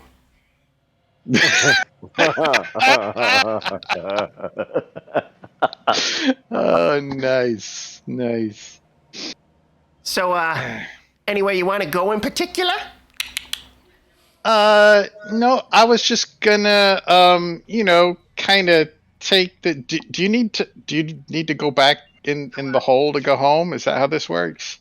Oh, you've already forgotten. You're such a nitwit. And he looks at Pump Le Mousse and he goes like finger guns to him, and Pump Le Mousse instantly gets the signal and lifts the turkey leg looming behind your head. Go ahead and roll me a perception check with disadvantage. Oh, cool. Yeah, my perception's a negative to begin with. I love it with disadvantage. You can get a negative number. I can. There we go. Oh, that's ridiculously high. 11. All right, nice. So you don't suspect a thing as Pump stealthily lifts the meat hammer above his head. And he slams this magical turkey leg club across the top of your skull, splitting your bunny-eared pajama ears in half and sending them limp down the sides of your head.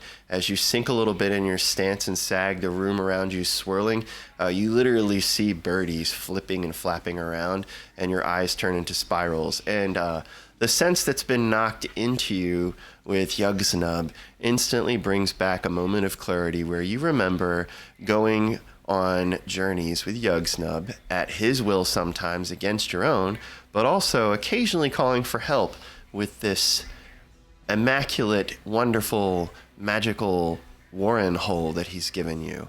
And you recall all these series of adventures. Once you were a pirate, another time you were a space traveler and there was a strange dog with a helmet and a little green man with a ray gun. And every single time it seems that it starts out with you guys jumping down into the rabbit hole, and that vehicle turns into anything it needs to take you seemingly anywhere you want to be. And one of those times, Yugsnub even took you to the Candlekeep. So, okay, Rick and Morty meets Looney Tunes. That's awesome. Yeah, so you can use this to go basically anywhere you've seen previously. Okay, all right, but okay, yeah, all right. Some of it's coming back to me now. But all right. So my question though is can I pick this back up, or do you need to use it? Oh no, it belongs to you. I mean, it's a tablecloth. It's nothing special. I got 1 million of them. You hold on to it. But if you do decide you want to jump aboard the SS bathtub with your friends, make sure you grab the corner on the way in. Oh yeah. All right. I got it. All right. So the bath thing. Do what? Do what? The hell is this thing? So basically, Mel, out of game, Mel has an adapted version of a portable hole magical item. Yeah. But it is actually a gift of his Archfey patron, Yugsnub. So Mel's patron is an Archfey Harangon, which is a rabbit folk person. And it just happens to be a strange cartoony bunny, very similar to ones we might know on Earth from cartoon shows in our childhood. And he gave him this magical hole to contact him, to hide in, because it normally will just make a 10-foot hole. He can close it behind himself, but when he uses the hole, there's a chance, basically a 49% chance, that it will summon Yugsnub.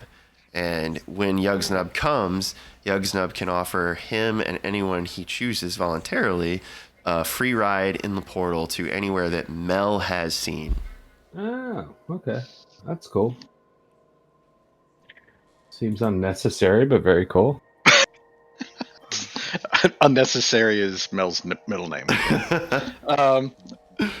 So Not the destination, it's the journey. all right.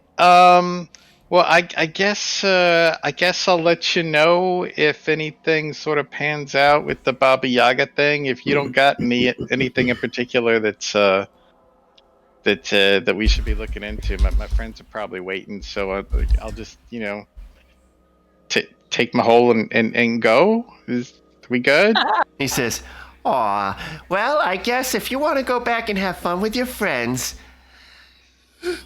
Mama Bunny will let you leave the nest."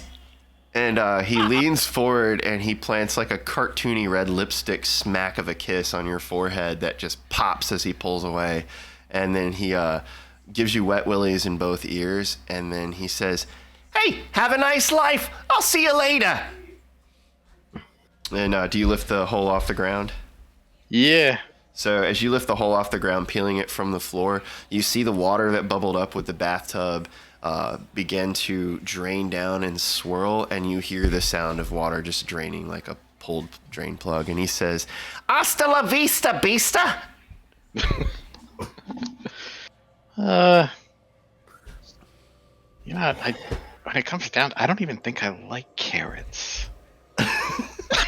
So all of a sudden being smacked in the head has made you realize you probably aren't a fan of carrots. That's fucking hilarious.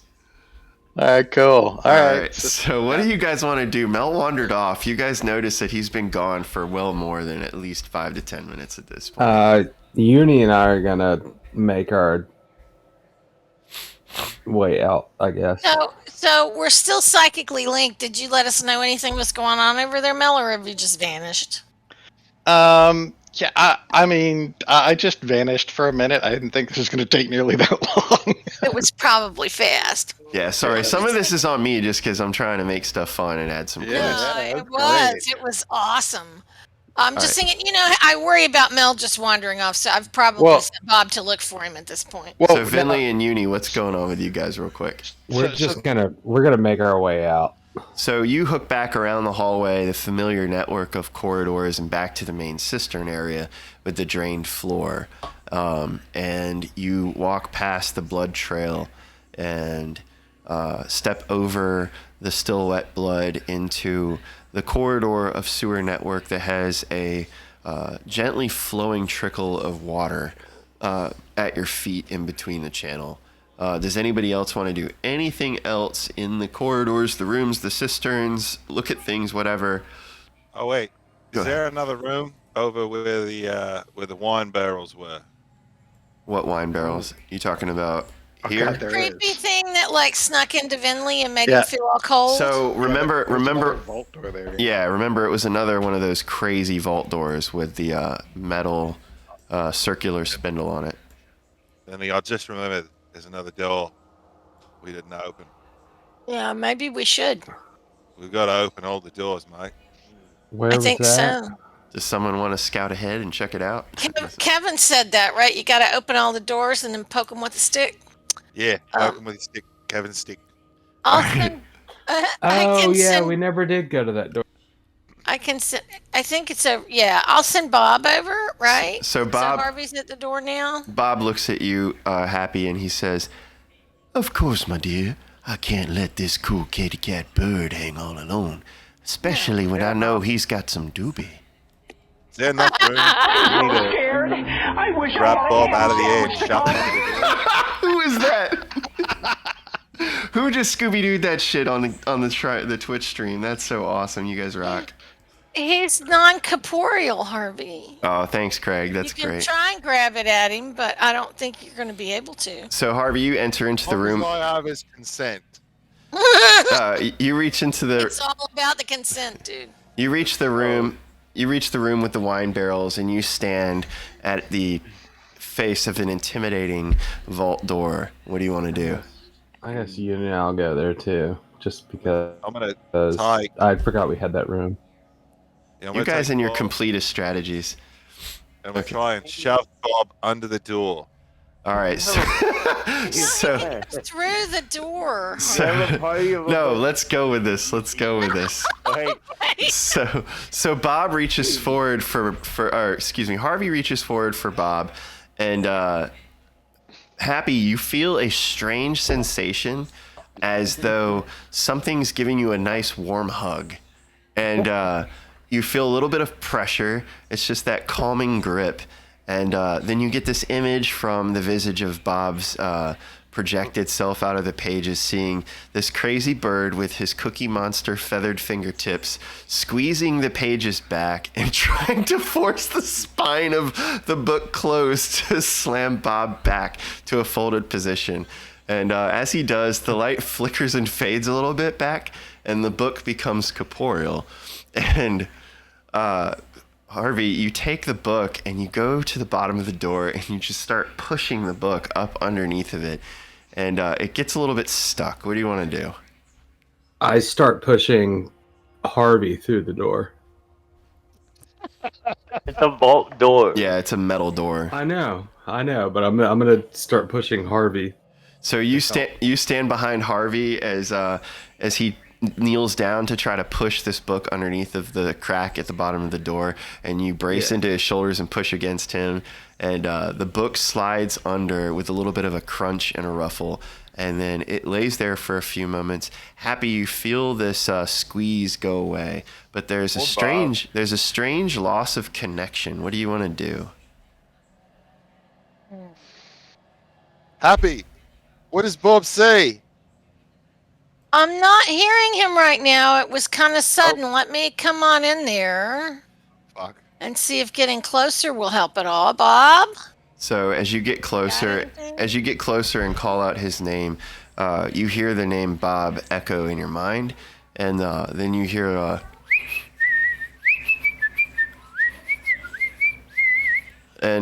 just this whistling comes about, and you hear just kind of like, Thank you, Homebrew, for raiding us. yo, what's up, Avalar, Homebrew, Corgi, what's up, friends? Hi. So you hear this scratching, brushing-like sound and a whistling, and as you speak the name Bob, the hum grows, the music volume increases, and the glow comes back, and underneath of the crack of the door, a familiar rainbow spectrum of light protrudes underneath at your feet, lighting up your toes and tips of your shoes, and the rosiness returns to your cheek. Bob opens himself up in the middle of the spine. The pages flip forward, and he floats up, and the projected image of his patron self flaps around a bit, surveys the room, and let me reveal. The room glows with an intense, overpowering golden light, and he scans the floor. A gigantic pile of treasure mounds itself in a 10 by 15 feet space. Another one. Harvey looks. Oh, dude, thanks for the sub, Avalar. Hell yeah. I think someone in the town is stealing this gold. Jaron's We are. Jaron's not We there, are. but he's hearing all of this telepathically. So as you Harvey looks at, go ahead. I was gonna say Harvey looks at Happy and goes, "Yeah, so that room is it's empty, right? Nothing in there. We go on now back to the inn, go to sleep." We might need to poke it with a stick. Oh. Where the fuck I put that stick? Kevin's gonna be so ashamed of you that you lost your stick, Harvey. Yeah, where's Kevin's stick? Fucking tell him. Don't Do you? you still have the 10-foot pole that we used on the other one? Harvey, roll me a history check to see if you can recall where you left Kevin's stick. Oh fuck. That's a, Okay, I'm forgetting. Who the hell is Kevin? It's you guys haven't met him yet. It's someone that Harvey knows in the Feywild that y'all have not met. And he keeps talking about them and how they like to poke things with sticks. And so it's a it's canon now. NPC from Harvey's backstory. With your Harvey, with your 10, you have a Willie Nelson left-hand cigarette kind of moment as your brain goes blank. And you sit there for a moment and get distracted by the thought of you and Kevin eating peanut butter jelly sandwiches. Fucking peanut butter jelly. And marmalade and pickles. Marmalade. Peanut butter jelly time. Peanut butter jelly time.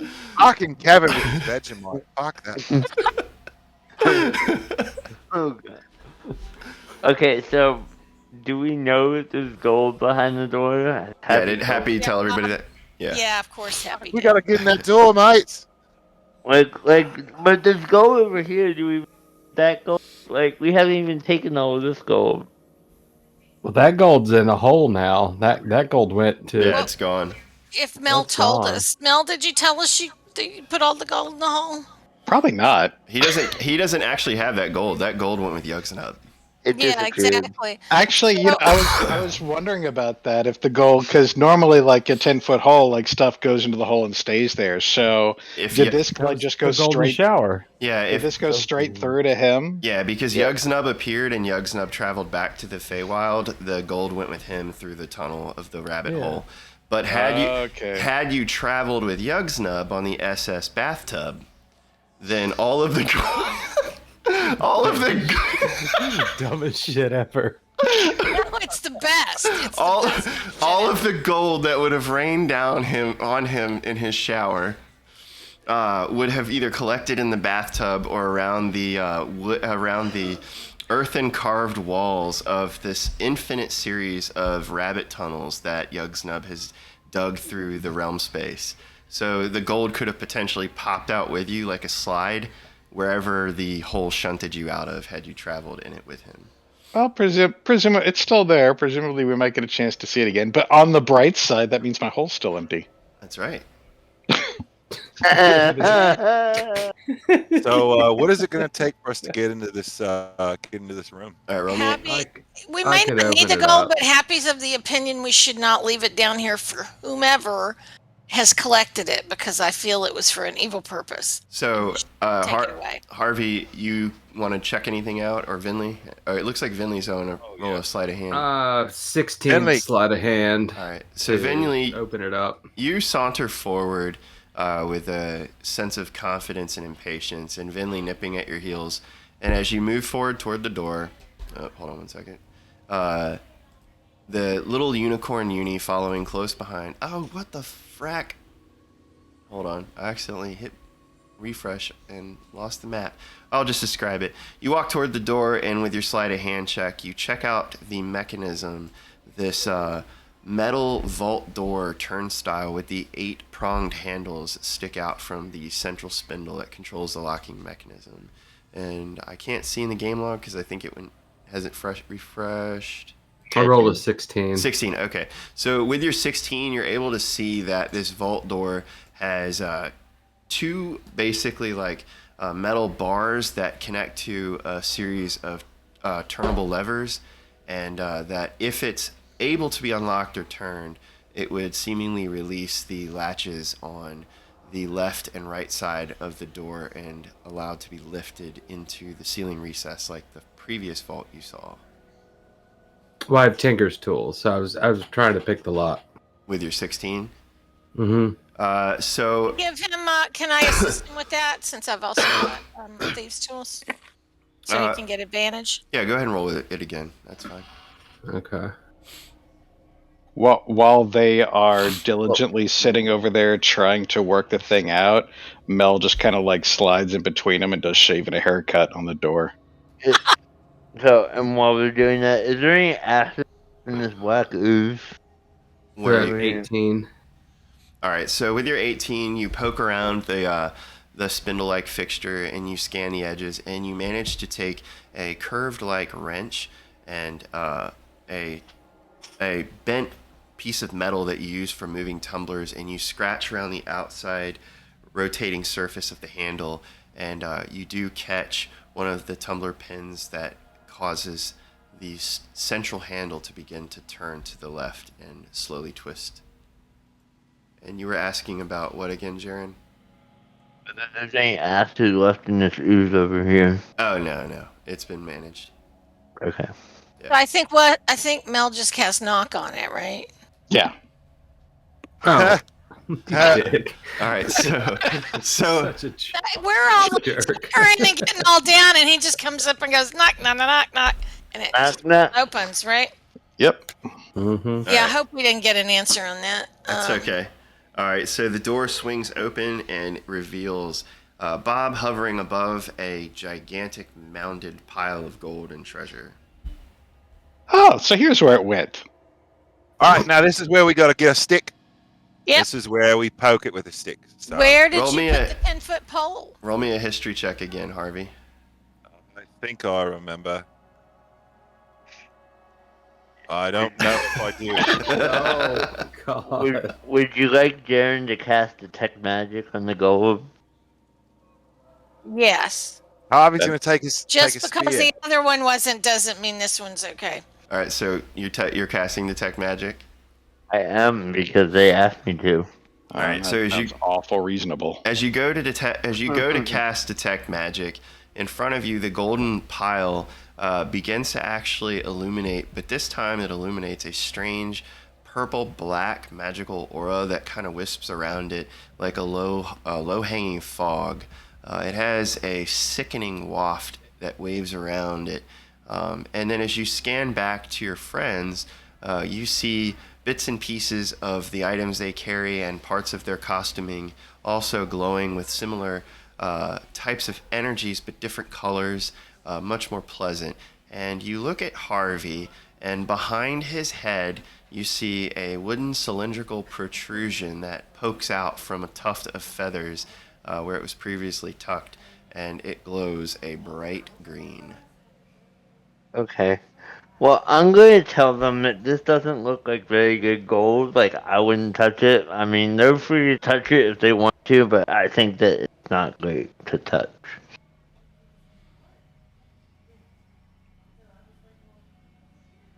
Well, I'm Pump Le glad you checked. On Go the ahead. head. Pump Le Mousse hands the Yeah, stick to right. Harvey. Good. Pump Le Mousse walks up behind Harvey and taps him on the shoulder with the turkey leg. What? Yeah.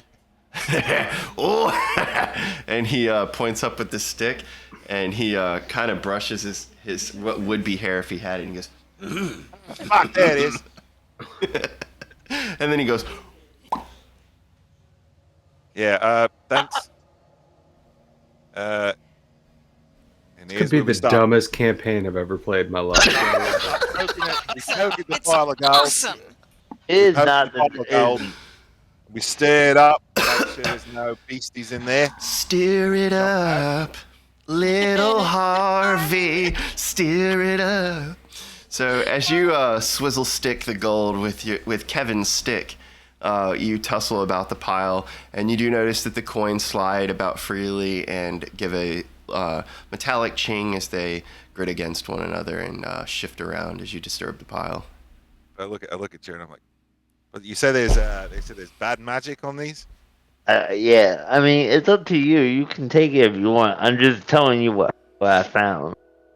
What kind of bad magic? I Like, think It was like a purplish gaseous glow, and it didn't smell very good. Didn't Oh, it smell smells like Pump Le Mousse. good. You know, like, it's also been in the sewer, you know. very I good, mean, but it's delicious. I'm not telling you guys what to do. I'm just telling you what I detected. Yeah. You know, like I think- you can take the gold if you want. Like, I'm just saying, like, I wouldn't take the gold, and I'm a demon. Right. Fuck. I'm thinking Happy wants to take a few pieces of it with Mage Hand and put it in her bag of holding so we can take it up while we're assembling clues. All right, so We may be able to get some additional information about it. Happy, describe to me how you cast your Mage Hand spell. Okay. It looks like a giant pink rubber glove with like beads on the side. Nice. It's gonna come down. You know, like the cleaning ladies. Yeah, the yeah, British yeah. Cleaning ladies. Exactly, like yeah. that. So yeah, it's gonna come down and it's gonna It's the reusable Playtex, garden and dish glove. Exactly. Yeah. Only it's got decorations on it. I don't know if it's Yeah, you maybe blinged it's it got some out. leopard skin on it. It's very retro. Yes, very retro, very 70s. So it's going to go in and scoop up a handful of coins and put them into her bag of holding. All right, so as you go to pick up the coins, you slide a few of them into the glove in hand, and the mouth of the bag of holding is held open as the hand tips forward. Go ahead and roll me a D100. Okay. Now, okay, yeah. Now, can I do that in BTT, or do I? Yeah, there should be the just two do next that. to each other. It's 2 dice side by side at the bottom. Okay, got it. Yeah, that's your D100. 80. All right, so you Oh. pick up 80 pieces of gold. Nice. Okay. Nice. So now that the room has been revealed to be noxious gold, which has been carefully collected by a lovely British nanny and placed into a void bag for safekeeping, what do you guys want to do? Get the F out. All I right. agree with Venlee. Yeah. I agree with Venlee. Yep. All right. Yeah. So as you guys make your way, I'm going to go ahead and just grab everybody real quick. Give me 1 second. I'm Yeah. still getting used to the lasso tool. Yeah, There we go. Since you said we pretty much cleared everything, so might as well just Yep. GTFO. So I will say this real quick. Give me 1 second to look at some stuff on characters right quick. All right, perfect. So, Jaron, you're like the last one out. You got a slower pace to your walk as you deduce the events down here in this cursed cistern. And as you begin to get close to the exit, where the stairs descend back down the bloody path, a strange golden flickering catches your eye below the first Varigul head that you guys killed upon entering the room. Ooh. Okay. What do you want to do? I go over and examine it. All right, so you lift fleshy bits of the dead Varigul off of this golden light that catches your eye. And as you lean down to pick the item up and dust the bit of goop off of it, you get a voice that rings forward in your head, and this time publicly. And it says, "It looks like someone left us a clue. Give it a look, Jaron. What do you see?" Do you want me to roll perception? No, I'm just gonna send you. So you look at you as the coin is cleared of the mess. You look down at the coin, and on one side of the coin, you see the same strange symbol coined into the metal crudely, in a way that it seems to be mass-produced. In fact, it's almost unevenly coined to wherever whatever machine or process made it, maybe even slightly clipped the edge a bit. And he says, "Very interesting. A coin, it seems. One side, what's on the other?" And I turn it over for Grazit to take a look. You turn the coin over, and as you flip it to the reverse side, the back side of the coin has a pictogram, like engraved illustration, sort of crude, but somewhat sophisticated for the relief carving of what shows a forested grove ringed by toadstools and strange wooden fence posts with small skulls all around the ringed fence post. And in the center, you see a strange wooden hut with a conical hay-thatched roof. And in the upper right-hand corner, you see a crescent moon, and then on the opposite side, you see a full moon.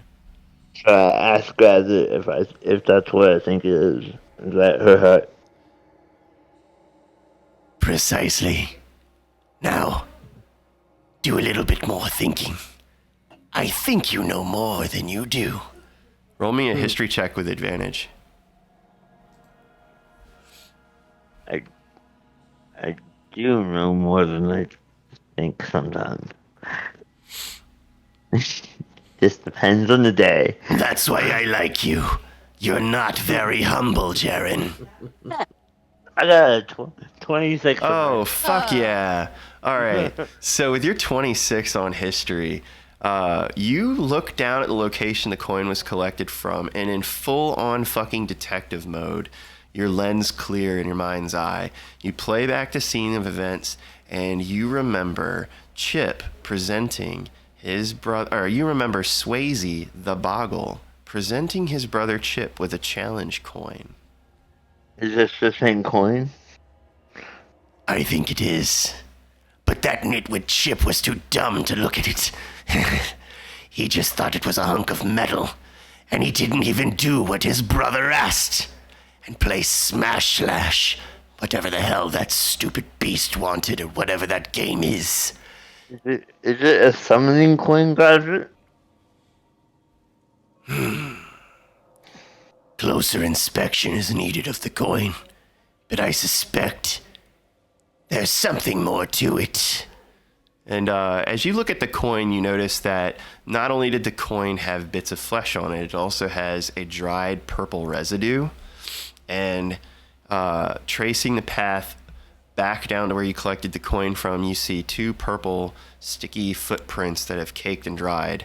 And then you see the pitter-patter of those footprints in a rapid cadence, skittering up the wall and across the ceiling. And then you see a small, stout, humanoid silhouette that has splatted itself in a runner's-like position at the top of the ceiling, at the dome of this cistern. So he exited. He's no longer there. He just went through the dome, right? Yeah, so out of game, the Boggle used his ability to basically portal out. Okay. So Jaron responds, Grazit responds to you and says, You would think that woodcutter would have been more concerned with the whereabouts of his brother. After all, it has been at least 2 years. But instead he let that creep wander off. But I don't think that creep knew he left that coin behind. Well, I'll keep it for safekeeping. I think that's a good idea. And maybe you'll find out more. Okay. so everybody hears this dialogue exchange between Jaron and his demon friend Grazit. Yeah, that's not creepy. Thing about this whole place has been creepy, Harvey. So fast forwarding the pace of game a little bit, you guys make your way to the exits of the cistern, and you come back out through the same vault that you went into that had the puzzle lock doors.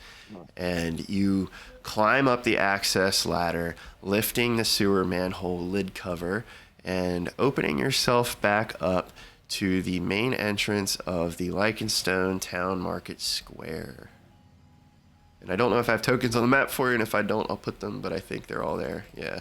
So Happy's gonna press to digitate everybody so we don't smell like poo when we come back into town. everybody would be awesome. And basically- brains. I'm gonna take all the brains off of Jaron. Thank you. everyone's basically gathered around this what would be the manhole. Just ignore the NPCs. The time of day is probably, I'd say, about 8 p.m. at this point, so it's not super late. But the pace of the town has settled down because of the curfew.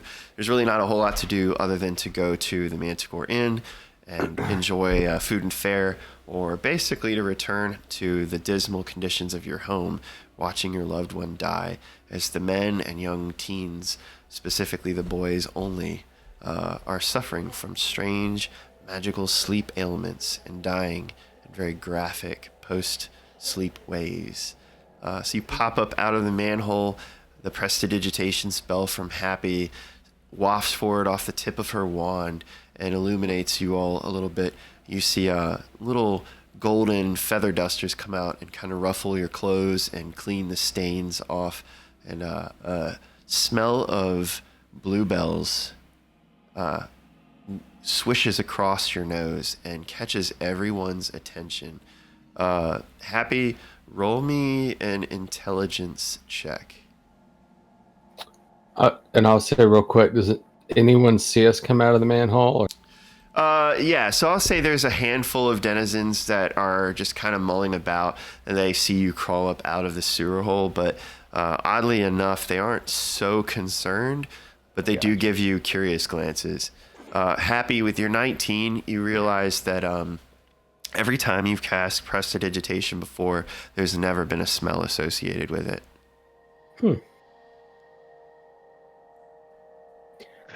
Bluebells. That's a very specific wildflower. It is. So, the mid part of the evening, you stand on the cobblestone, poorly cared for streets of the downtrodden, depressed fiefdom of Lichenstone. The mayor's house across the square, the inn to the right. Do you want to go in for the night, or do you want to take another crack at the mayor? Or his wife. We haven't his- had a chance to talk to his wife without him there. And his wife and his kids, yeah. No. Did Harvey tell us about the stuff he saw up in the bedroom with the letter from that would look like it was written to Megan, and the I think he did at some stuff on the point. floor? I think he did. Yeah. So Yeah, that's it's a, something we could definitely discuss with the mayor. And I think that the wife wanted to tell us something, but didn't want to say it in front of him. Yeah, that creepy circle. Yeah, I want to know why the mayor has a summoning circle in his bed. Kind of weird.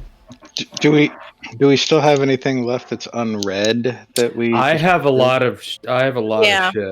Yeah. Let's pop into the end first and sort of like go over all Yeah. the stuff that we have before we go talking to the mayor about it. That sounds good. So you guys make your way to the Manicore Inn, and I'll go ahead and change the scene, even though it's not super important, but it's just fun. So Yeah. we'll switch. Yeah. I have a lot of papers and a journal. I mean, since it's like 8:30 at night, we'll probably go to bed. Yeah. So you all return to the your familiar long table. The innkeep welcoming you back, and you sit around as Venlee reaches down into a side satchel that she carries that's been filled with loose papers and now a journal. I don't know why there's two of those fire spirits. I'll get rid of one. We have a lot of pets. It like gave two for some reason.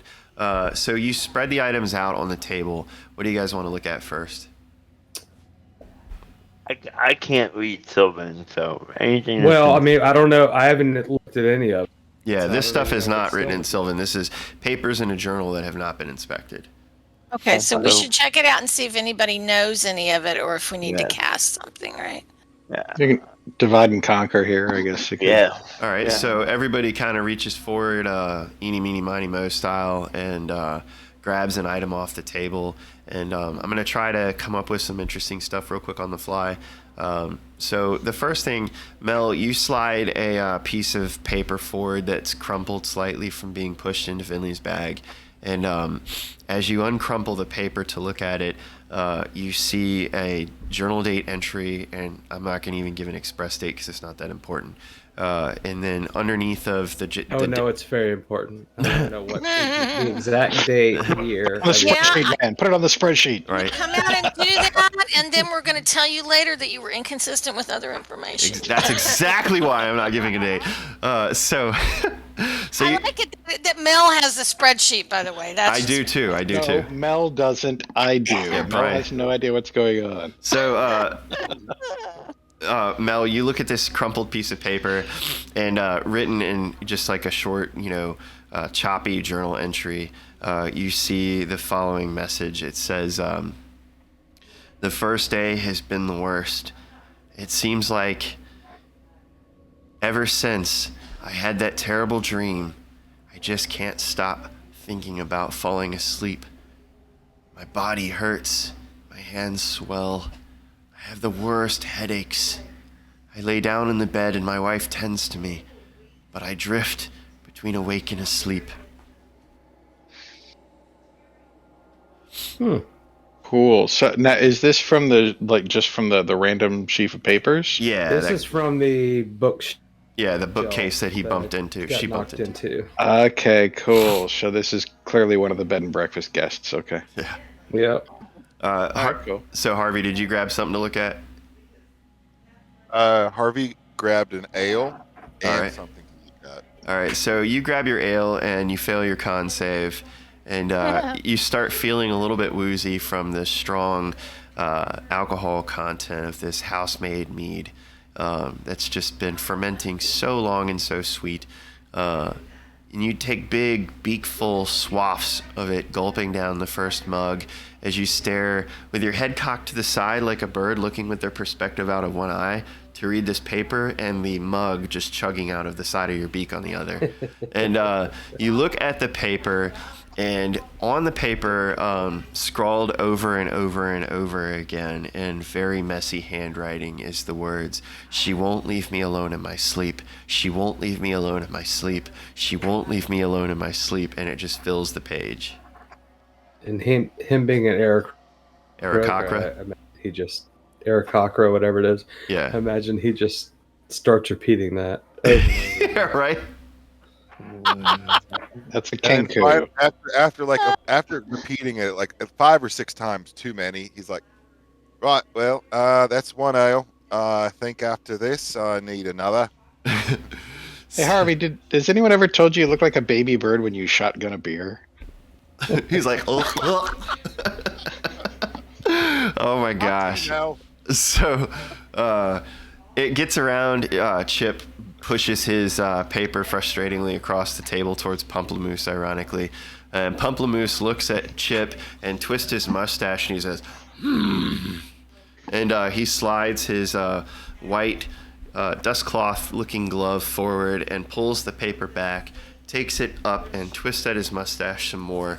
As he looks over the paper, he stares down at the end of the table and he pantomimes and mumbles to you, Mel, in a language that you understand. And he grumbles back and he basically says, on this piece of paper, it looks like somebody drew us a picture. And he flips the paper over and he reveals the paper to you. And on the paper, it's a female-looking creature that's drawn with bat-like wings protruding off of its back. And Darren's like, "I killed that bitch." Yeah, we've already said... Hey, is Snicklefritz in here? You saying that out loud in game, I'm assuming? No, I'm looking around to see So, if Snicklefritz is here. okay. So yeah, with your passive perception, we don't even need to have you roll for this. You scan the Manticore Inn for the people that are here enjoying their dinner and their late night ales before winding up at home, and Snicklefritz is not present. Okay. I'm going to take a look at the journal. All right. So, Venlee, you untie a brown leather cord that wraps around and loops with a tuck to hold this cover of the journal page closed somewhat securely. And as you lift the cover forward and open it, the journal itself is written in Common, and it is dated. And the first entry reads as follows. The page initially says, "I cannot believe she is gone. My dearest Megan. People tell me that I'm crazy, but I know that there's great magic greater than the God that I even worship, that can bring her back. I just don't know what happened.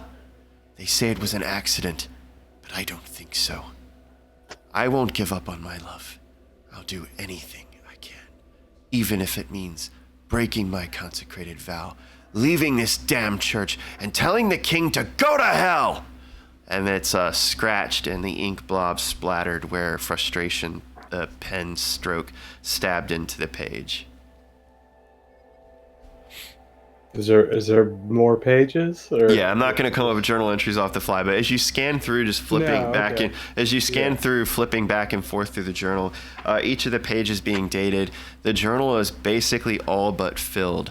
The last entry dates back 3 months prior to when the priest Honesty said he assumed the office, and it's a very scatterbrained and frustrating entry to read. It doesn't seem to have its thoughts collected very well, and the person writing it is clearly distraught. And he said the entry reads as follows: "I did it. I think I finally did it. I've gathered all the things, the necessary elements. I prayed, ironically. Last night, kneeling over my bed, hands clasped together, one last time, I asked Lichenstone to bless me in my endeavor and forgive me for my heresy. Wow. I couldn't sleep that night. I just knew what I had to do. Now, I can do the consecrated ritual I've researched. I can bring her back. I don't even need the power on my own. Someone far greater will do it for me. That's right. I no longer follow the light of Lichenstone, but the twisted, uncertain path in faith of the Queen of Chaos, Baba Yaga. And at the bottom of the page, underneath the Baba Yaga's name, is that same strange sigil y'all saw under the ceiling, scratched into the paper, this time with a red ink. Did Jaron hear all this? Well, no, I was just reading it. I'll pass it around and I'll show it to everyone. I don't want this being like announced. Yeah. Yeah. You know. Are we still connected? Can we still do that? Yeah, I would say that the psychic connection is still there. So, I mean, you know, as Venlee's scanning the words, you guys would be reading it in your head in your own voices, or hearing her reading voice in your heads. Oh, okay. Yeah, that'll work too. But that way all of the people eating their dinner aren't finding out our business. Yeah, and I could understand her discretion. So she passes around this very cryptic, arcane journal. Littered throughout the pages are more symbols and magical diagrams, all sorts of strange arcane words written down in varying different languages, some of it even in Elvish. The bits of it that are in Elvish that you read are poems and songs that are all dedicated to the Night Mother. So, Jaron would say this telepathically. He's like, what a moron. The town was absolutely 100% right to hang this dude. I know. What kind of a jerk makes a dark pact with like some?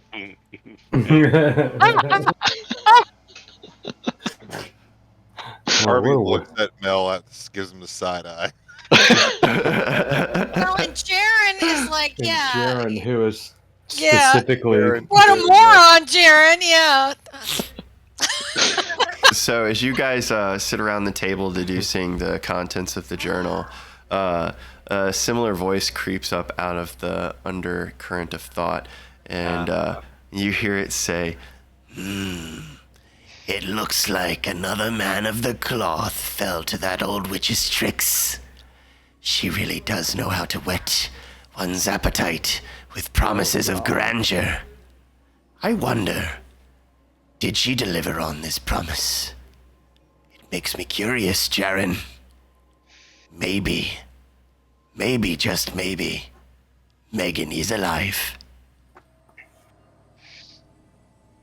Possible, present. Or maybe not anymore. Well, I mean, with the whole party here gathered. yeah, this was publicly said over the psychic connection.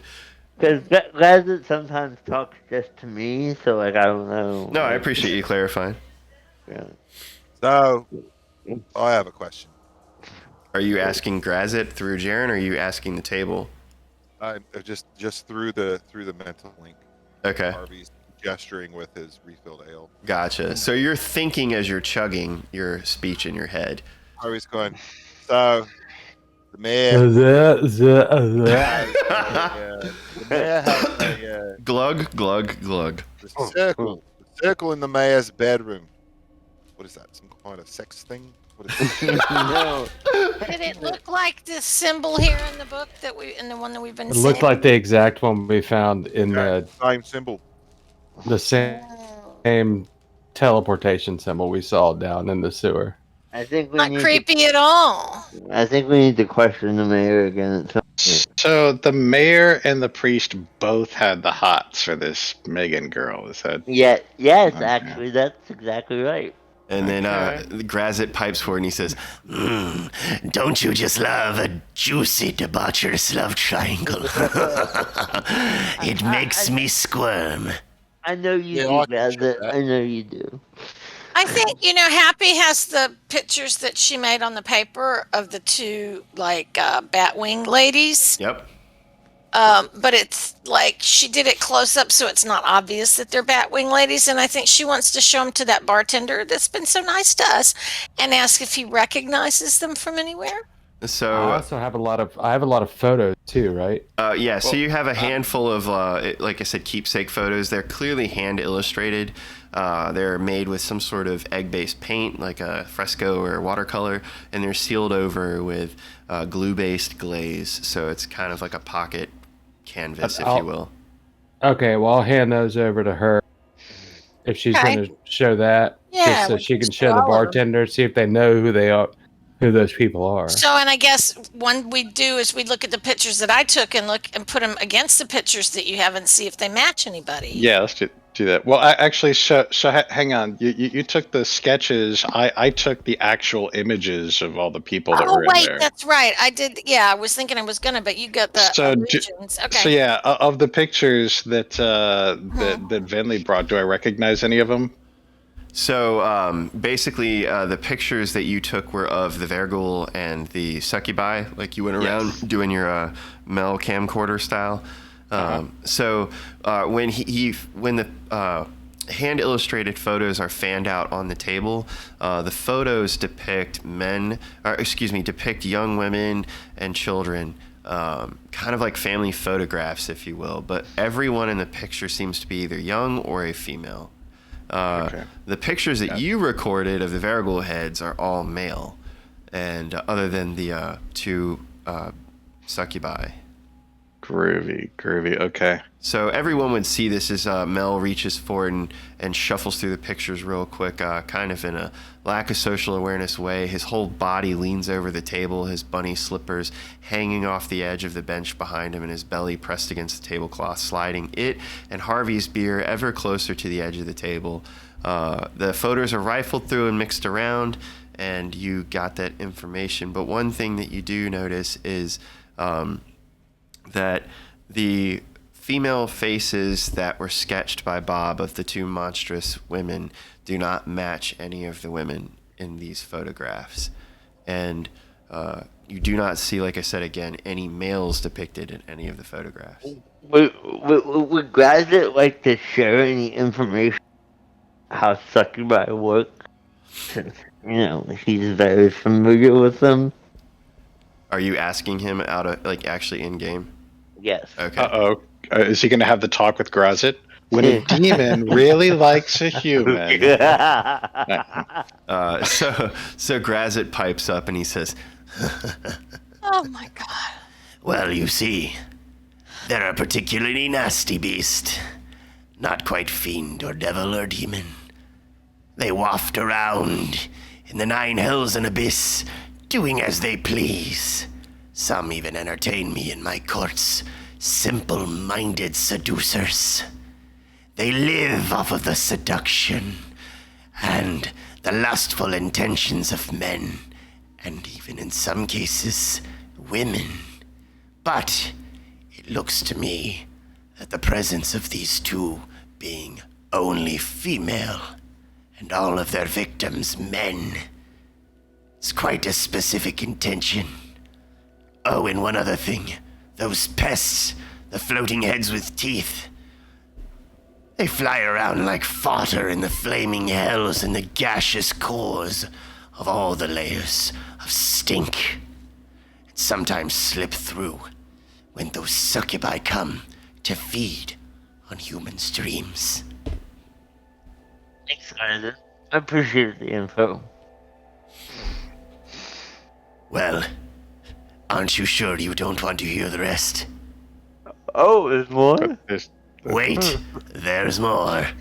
Man. God, this guy's so needy. All right, go ahead. The goal, I really like to hear the way he speaks.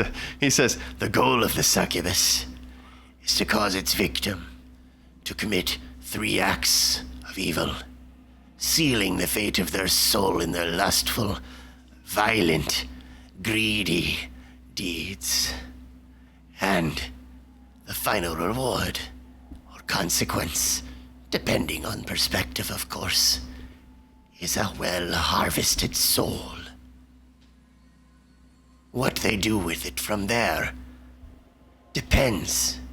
Sometimes they feast on it, absorb it to themselves, add its raw, lustful energy to its own power.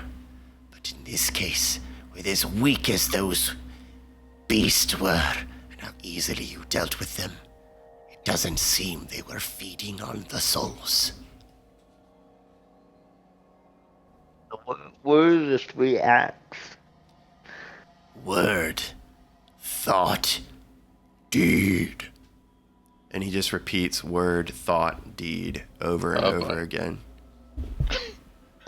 And then Remind me how many men have disappeared since this began 6 months ago? So the town has currently reported that there are 66 missing. Wow.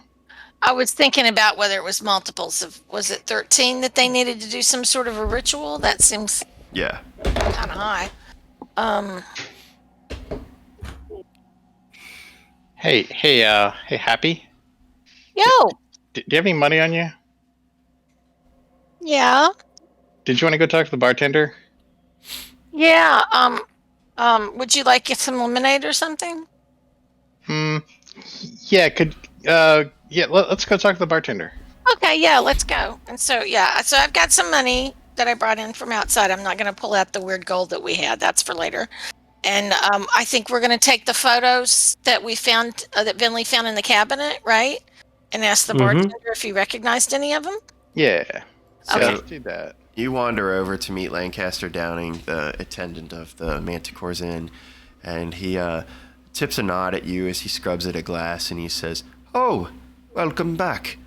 Not sure where you disappeared off to, what with the town on quarantine and all, but welcome nonetheless. What can I do for you?"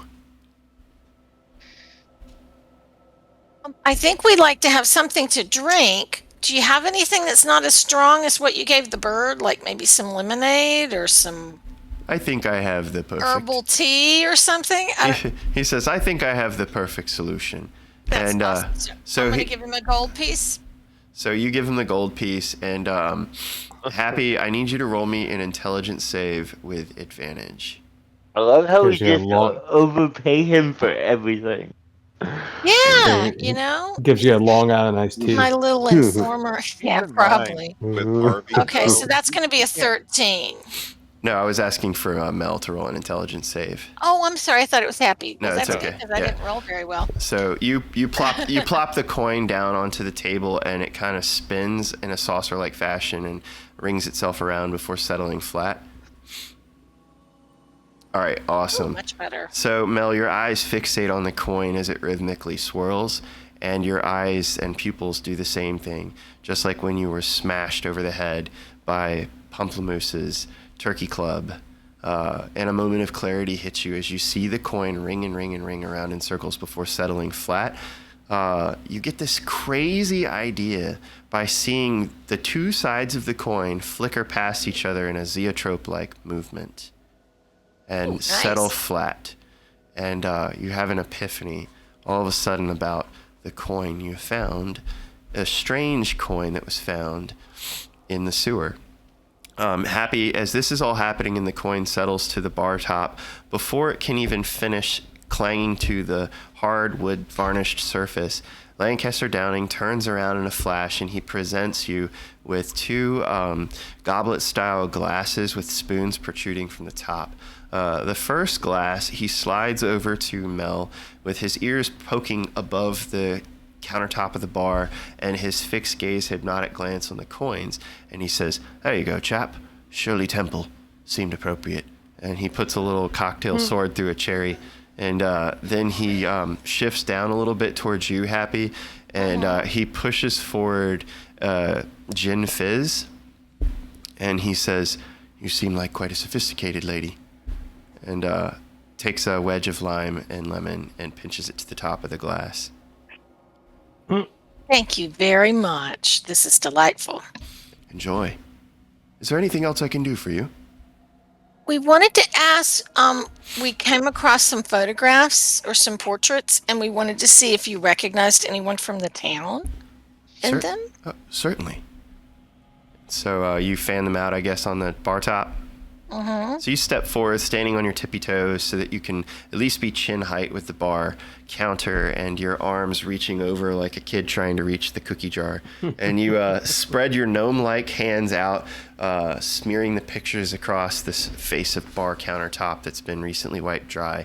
And Lancaster stands there for a few minutes surveying the photographs. And he looks down at them and gets rather close and continuing to wipe at a glass with his rag. He says to you, "Oh, wow. Ma'am, I don't know how to tell you this, but all these pictures here, well, I mean, they're women and children in the town." And then he looks at the picture that was depicted of the two succubi, and he says, Oh, wait. There's no picture of the succubi. Yeah, that's what we were going to do, but then Mel, I went and did the sigils on the wall, and Mel right now, like an illusion of them. Right now, we're just doing the portraits. We'll deal with the succubi in a second. So the pictures Venlee gave you, and then excuse me. So these are pictures of women and children that are in the town now? Yes. And he points to one of the sets of pictures, and he says, that one right there, that's Blavik and Velen's wife. And his daughter. Is he missing? Well, yeah. I'm sure you've been told by now.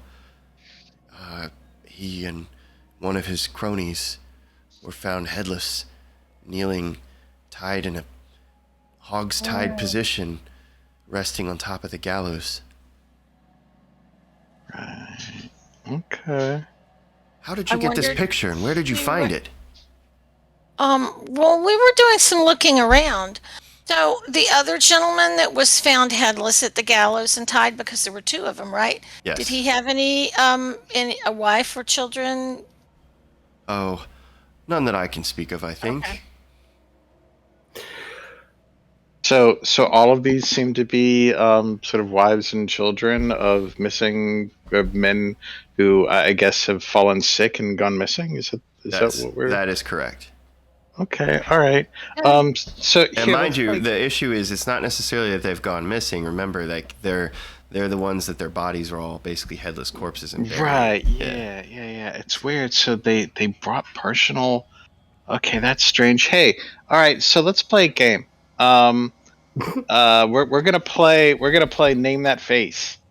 So everyone you get right, we'll give you. I guess another, I don't know, gold. How does money work? So Another coin. Right. Give him another coin. Okay, cool. You don't have to give him gold, right? Yeah, we don't have to give him gold. Yeah. How many pictures are there? Like, So what Mel's gonna do next is he's gonna kind of do like a CSI facial reconstruction kind of deal with one of the bodiless head things. The Vargols, to see if he can one of the Vargold things to see if he can sort of make it kind of look maybe like he imagines how it looked in life. Okay. And he's going to use the whole mask of many faces to sort of make myself look like one of those guys. Like, who am I? So you do the whole like mime scramble with your hands. You're like, blah, blah, blah, and then like you form a face, and you have this pronounced bulbous chin with this goitered like neck and an eye patch, and the barkeep pushes himself back in shock, and he says, "Huh! Oh my goodness! That's Wall-Eyed Skarsgård!" I'm gonna have to write that down. I'm writing them all down, and they're making me laugh because they're you writing that? Okay, that is a good name. Wall-Eyed. Bill Skarsgård is Wall-Eyed in real life, Yeah, and if he's got an eye patch and he's called Walleye, Yeah. it's not like eyes. It's not wall eyes. It's just Walleye. All right. So then, Mel sort of like pulls his his I guess cloak up over his face for a second, transforms into another one of them, and then pulls it back down again, and he's like, "Ha! Who am I?" And so when you reveal the next one, he looks at you and he says, "You're the spitting image of Captain Bandernath." Captain Bandernath. Bandernath, yeah. Bandernath. Have we heard of him? He's one of the King's Guard, actually. After they arrived, shortly after the quarantine began, he was one of the first of the King's soldiers to fall. Actually stayed at my inn. Interesting. How many heads were there that we encountered? Was it like 5? There was like 9, I think, total. 4 in the main cistern, and I think 5 in the big room. Okay. Well, I guess I'll sort of go through the list of the heads here and see if we can get the names from them. And each time he does it, he does a little different sort of performance. It's like hiding under the bar and then popping up, or I don't know, like a little minor illusion bag over his head or something. It's like kind of just changing it up each time. To some good flourish. Right. Yeah. He's probably cheering, right? Every time we go, oh, that's even better. The last one, you give like a poof of glitter and do a blue steel look. And no, so you give him your peep show with all your different visages. Peep show. And the guy is just completely awestruck at you, and he's like, "Where did you get such great magic? How do you know all these faces? These are all the dead men of the town." Okay, all right. That's what I thought. Just making sure, getting the list of names here, and then he hops up on the counter, and then he says, "How about this one?" And now what he does is he transforms into the face of one of the succubi, but not in the succubi form. Yeah, just the face, the female head. Succubi, but the rest of her is just like in kind of like the normal kind of dress that somebody might wear around town here. Yeah. And then he just runways down the bar. So, Awesome. so as you give your catwalk on the bar, dressed in your Jessica Rabbit dress. Sexy for my shit. Yeah, flash bulbs start going off and decanters start breaking behind him as they simulate flash bulbs. Yeah, I'm using prestidigitation and like some disco lights and shit going on. So you prance along, and then you stop right in front of him and give a little leg, and it's clearly unshaven and gristly, and you're actually wearing sock spats. So underneath of this dress, you have sock spats on. So you stick out the hairy leg and everything, and he looks up at you, and he just starts busting out laughing. He's like, "Oh, this one's the best! You shave your legs, I might have given you a kiss!" Whoa. Oh, so who am I? You playing the game? Oh, I thought we were done with that. This is someone you saw recently? Yeah, no recollection? He looks you up and down again in a very uncomfortable way. He just thought you were being sexy. He's like, And I blow a kiss, and it actually has like one of those like lip things that kind of like floats out into the air towards him. so, the kiss hits him right between the eyes, and just from he's like, "Oh, no, she doesn't look like any woman from the town." Okay. Well, good to know. Good to know. And now he's clearly taken back and snaps back to reality as the illusion shrinks and you turn back into your normal, gnomish-looking self, and he just feels utterly embarrassed as his cheeks rose over. All right. What do you guys want to do? Not nearly as sexy anymore. Do you want to do the other one, Mel? Oh, or this one. And he just does the face of the other succubus. So, Wink. you do the other face behind your normal clothes, wearing your footy pajamas, and your giant, bulbous, bald cartoon head with just a few little baby cue ball hairs that peek down like a Cupid doll, get pushed back as just this lush red head of hair burst forward from your bunny hood hat, and its lips plump up and your bulbous nose shrinks down to a petite female nose with cute nostrils and nice thin eyebrows, and You smile and your teeth gleam, and he looks at you and he says, "Not again! Look, I'm not falling for that trick." Just so not this one either. No recollection. Okay. All right. Don't get your panties in a bunch, sweetheart. Wink. Just trying to sort out who's who in this town. We've come in, there's a lot going on, and we don't really know anybody. So you've been really helpful trying to help us sort things out. Oh, And this drink is delicious. anytime, dear, anytime. And go ahead. And thanks. What was this? A Shirley Temple? Yes. So what's this thing in here? It's got like a little stick with a cherry. A cocktail sword with a cherry. It's a grenadine and. Cool. He casts Tiny Enlarge. Servant. He casts Tiny Servant, and the cherry starts running around the countertop wielding the cocktail sword.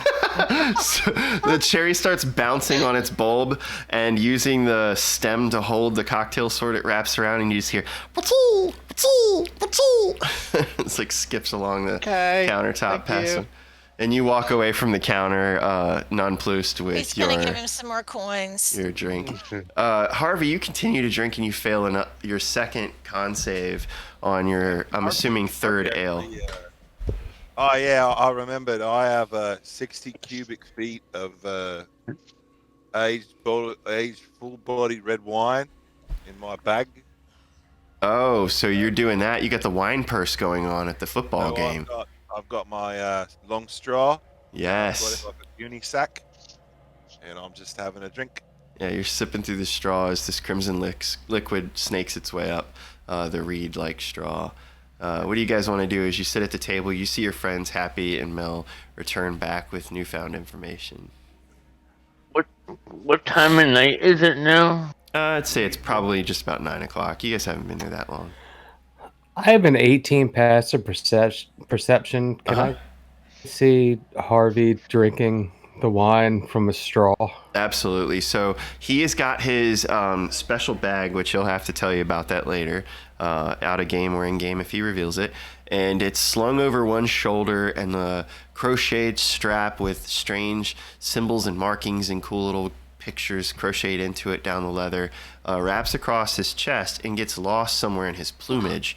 And the rest of the strap goes over underneath the arm and past the wing where it's tucked, and you just see the hint of a leather flap peeking out between feathers. And he cranes his neck over, and it's like he's being very discreet, just like keeps kind of snapping at it with his jaw, and he's like trying to bite the bent end of the straw and turn it back around so it'll get into his mouth. I'm gonna send Uni over with a cup. So Uni looks up at you and she goes, "Man!" And I'm gonna send Uni over with a cup, and then I'm gonna look at Harvey and just go, Hook me up. yeah, basically, yeah, hook me up. Oh yeah, Harvey's definitely got the hook up. So Harvey, you take the straw from your mouth and you squeeze the bladder of the bag, and it just starts basically filling this glass from the end of the straw, and you can't quite cut it off yet, so you attempt to try to put the straw back in your mouth to catch every little bit of wine you can. But you notice that as the wine starts to slowly leak and trickle from the straw, little Uni is taking laps of it in the air as the wine hits her in the face. Of course. With her white little face. Right, she's now wine stained. She's got like a purple splotchy thing going on. Can he see her? Yes. Who is she invisible to? So everyone in your party, including familiars, can see the unicorn. Thus far, the people of the town have not been able to see her. Okay. And All right. the people at Candlekeep couldn't see it. Yeah. Okay, so Uni will come back over to me, I guess, and give me some wine. So Uni carries the cup with like a telekinetic aura that emanates out of her horn, balancing the cup in the air as it kind of dribbles and sloshes. And she trots along pridefully, but with a little bit of shake to her step. I want a pet unicorn. You have a pet demon. No, I'm just... All right, so what do you guys want to do? Hold up. I just want to throw out there that Pets and familiars and, I checked my character sheet for Harvey. Apparently he's like 90 pounds, so... Oh my God. Probably does not hold his liquor very. That's why you stick to the lettuce, because you're on a diet. No, it's just Aarakocra are very small. So they're very slight. Well, they have to be light so they Yeah. can fly. It's those hollow bones. Yeah. Not swole. Yeah. But you've been in the Feywild drinking all of that Fey wine, so you probably have some way of like processing it or storing it, or Yeah. I think you've Harvey's got like, some strategy for this. yeah. Harvey got the Marion Pippin treatment. He's a little bit taller than most Aarakocra. Oh, geez, did you roll another fail, or is that the same old roll? 5 minutes ago. Yeah, that's the same old roll. All right. I'll roll it again. No, it's okay. No, I want Sorry. So I'm saying this. I'm saying this Good either. in game. Do we want to go to bed for the night, or do we to go? Yeah, I mean, we should probably. It's almost 10:30, So as we start to wrap up the game and Jaron asks what you want to do with the evening, I'll leave you guys with this. Grazit pipes forward into the mind space of you all, again with his psychic communication, and he says, Why would we want to go to bed? The night is young. and then as he says this, Jaron, you feel a strange pull in your pocket where you tucked the coin. It is forcibly trying to remove itself from your pocket, and almost in an erratic, magnetic-like manner, it begins to move and flip around as though it is animated in your pocket. Oh, and that coin in question is the same one that I had the epiphany about at the bar, right? Correct. That is correct, yes. Okay, So cool. what do you want to do, Jaron? Well, how do we feel about a little field trip? Yeah, we did a field trip. Yeah. Okay. So Jen puts the coin on the counter, and How's everybody's spell slots looking before? he spins it too late. Spins it around. Okay. So as you put the coin to the tabletop and begin to spin it, suddenly the room goes quiet. You hear a as all of the sound is basically vacuumed out. It's like you guys are in a cone of your own. And the coin, when you set it down to spin, Mel, you've walked back up to the table and you see it. I haven't moved your character, but you're at your normal seat again, and you see it spinning hypnotically, and you study it, and your head swirls and swirls and swirls, following the direction. And Grazit cackles forth, and he says, You better stop swirling your dome, you stupid gnome, or you're going to puke before all the fun's begun. and as the coin continues to spin, it starts to glow a very bright golden light. And everybody looking at the coin sees the back and the front, and the back and the front continue to spin. And it's again like a zeotrope. The side of the coin that had the sigil on it, that you guys saw at the top of the cistern, begins to pulsate out almost like the bat signal. And on the reverse side of the coin, every time it flips around, you get a hum, hum, hum, hum, hum. And the backside illustration of the coin's engraved surface of the hut and the forest and the ring of fences and toadstools and skulls begins to change. Now all of a sudden on the hut, you see two wooden frame windows with poured leaden glass. You see a wooden door hung about it on the door knocker, dried herbs, some bones strung together with hempen cord, and the same very symbol scratched in to the wooden surface as though it had been intentionally carved with fine woodworker's tools. And the hut continues to spin and spin and spin and spin and spin and spin.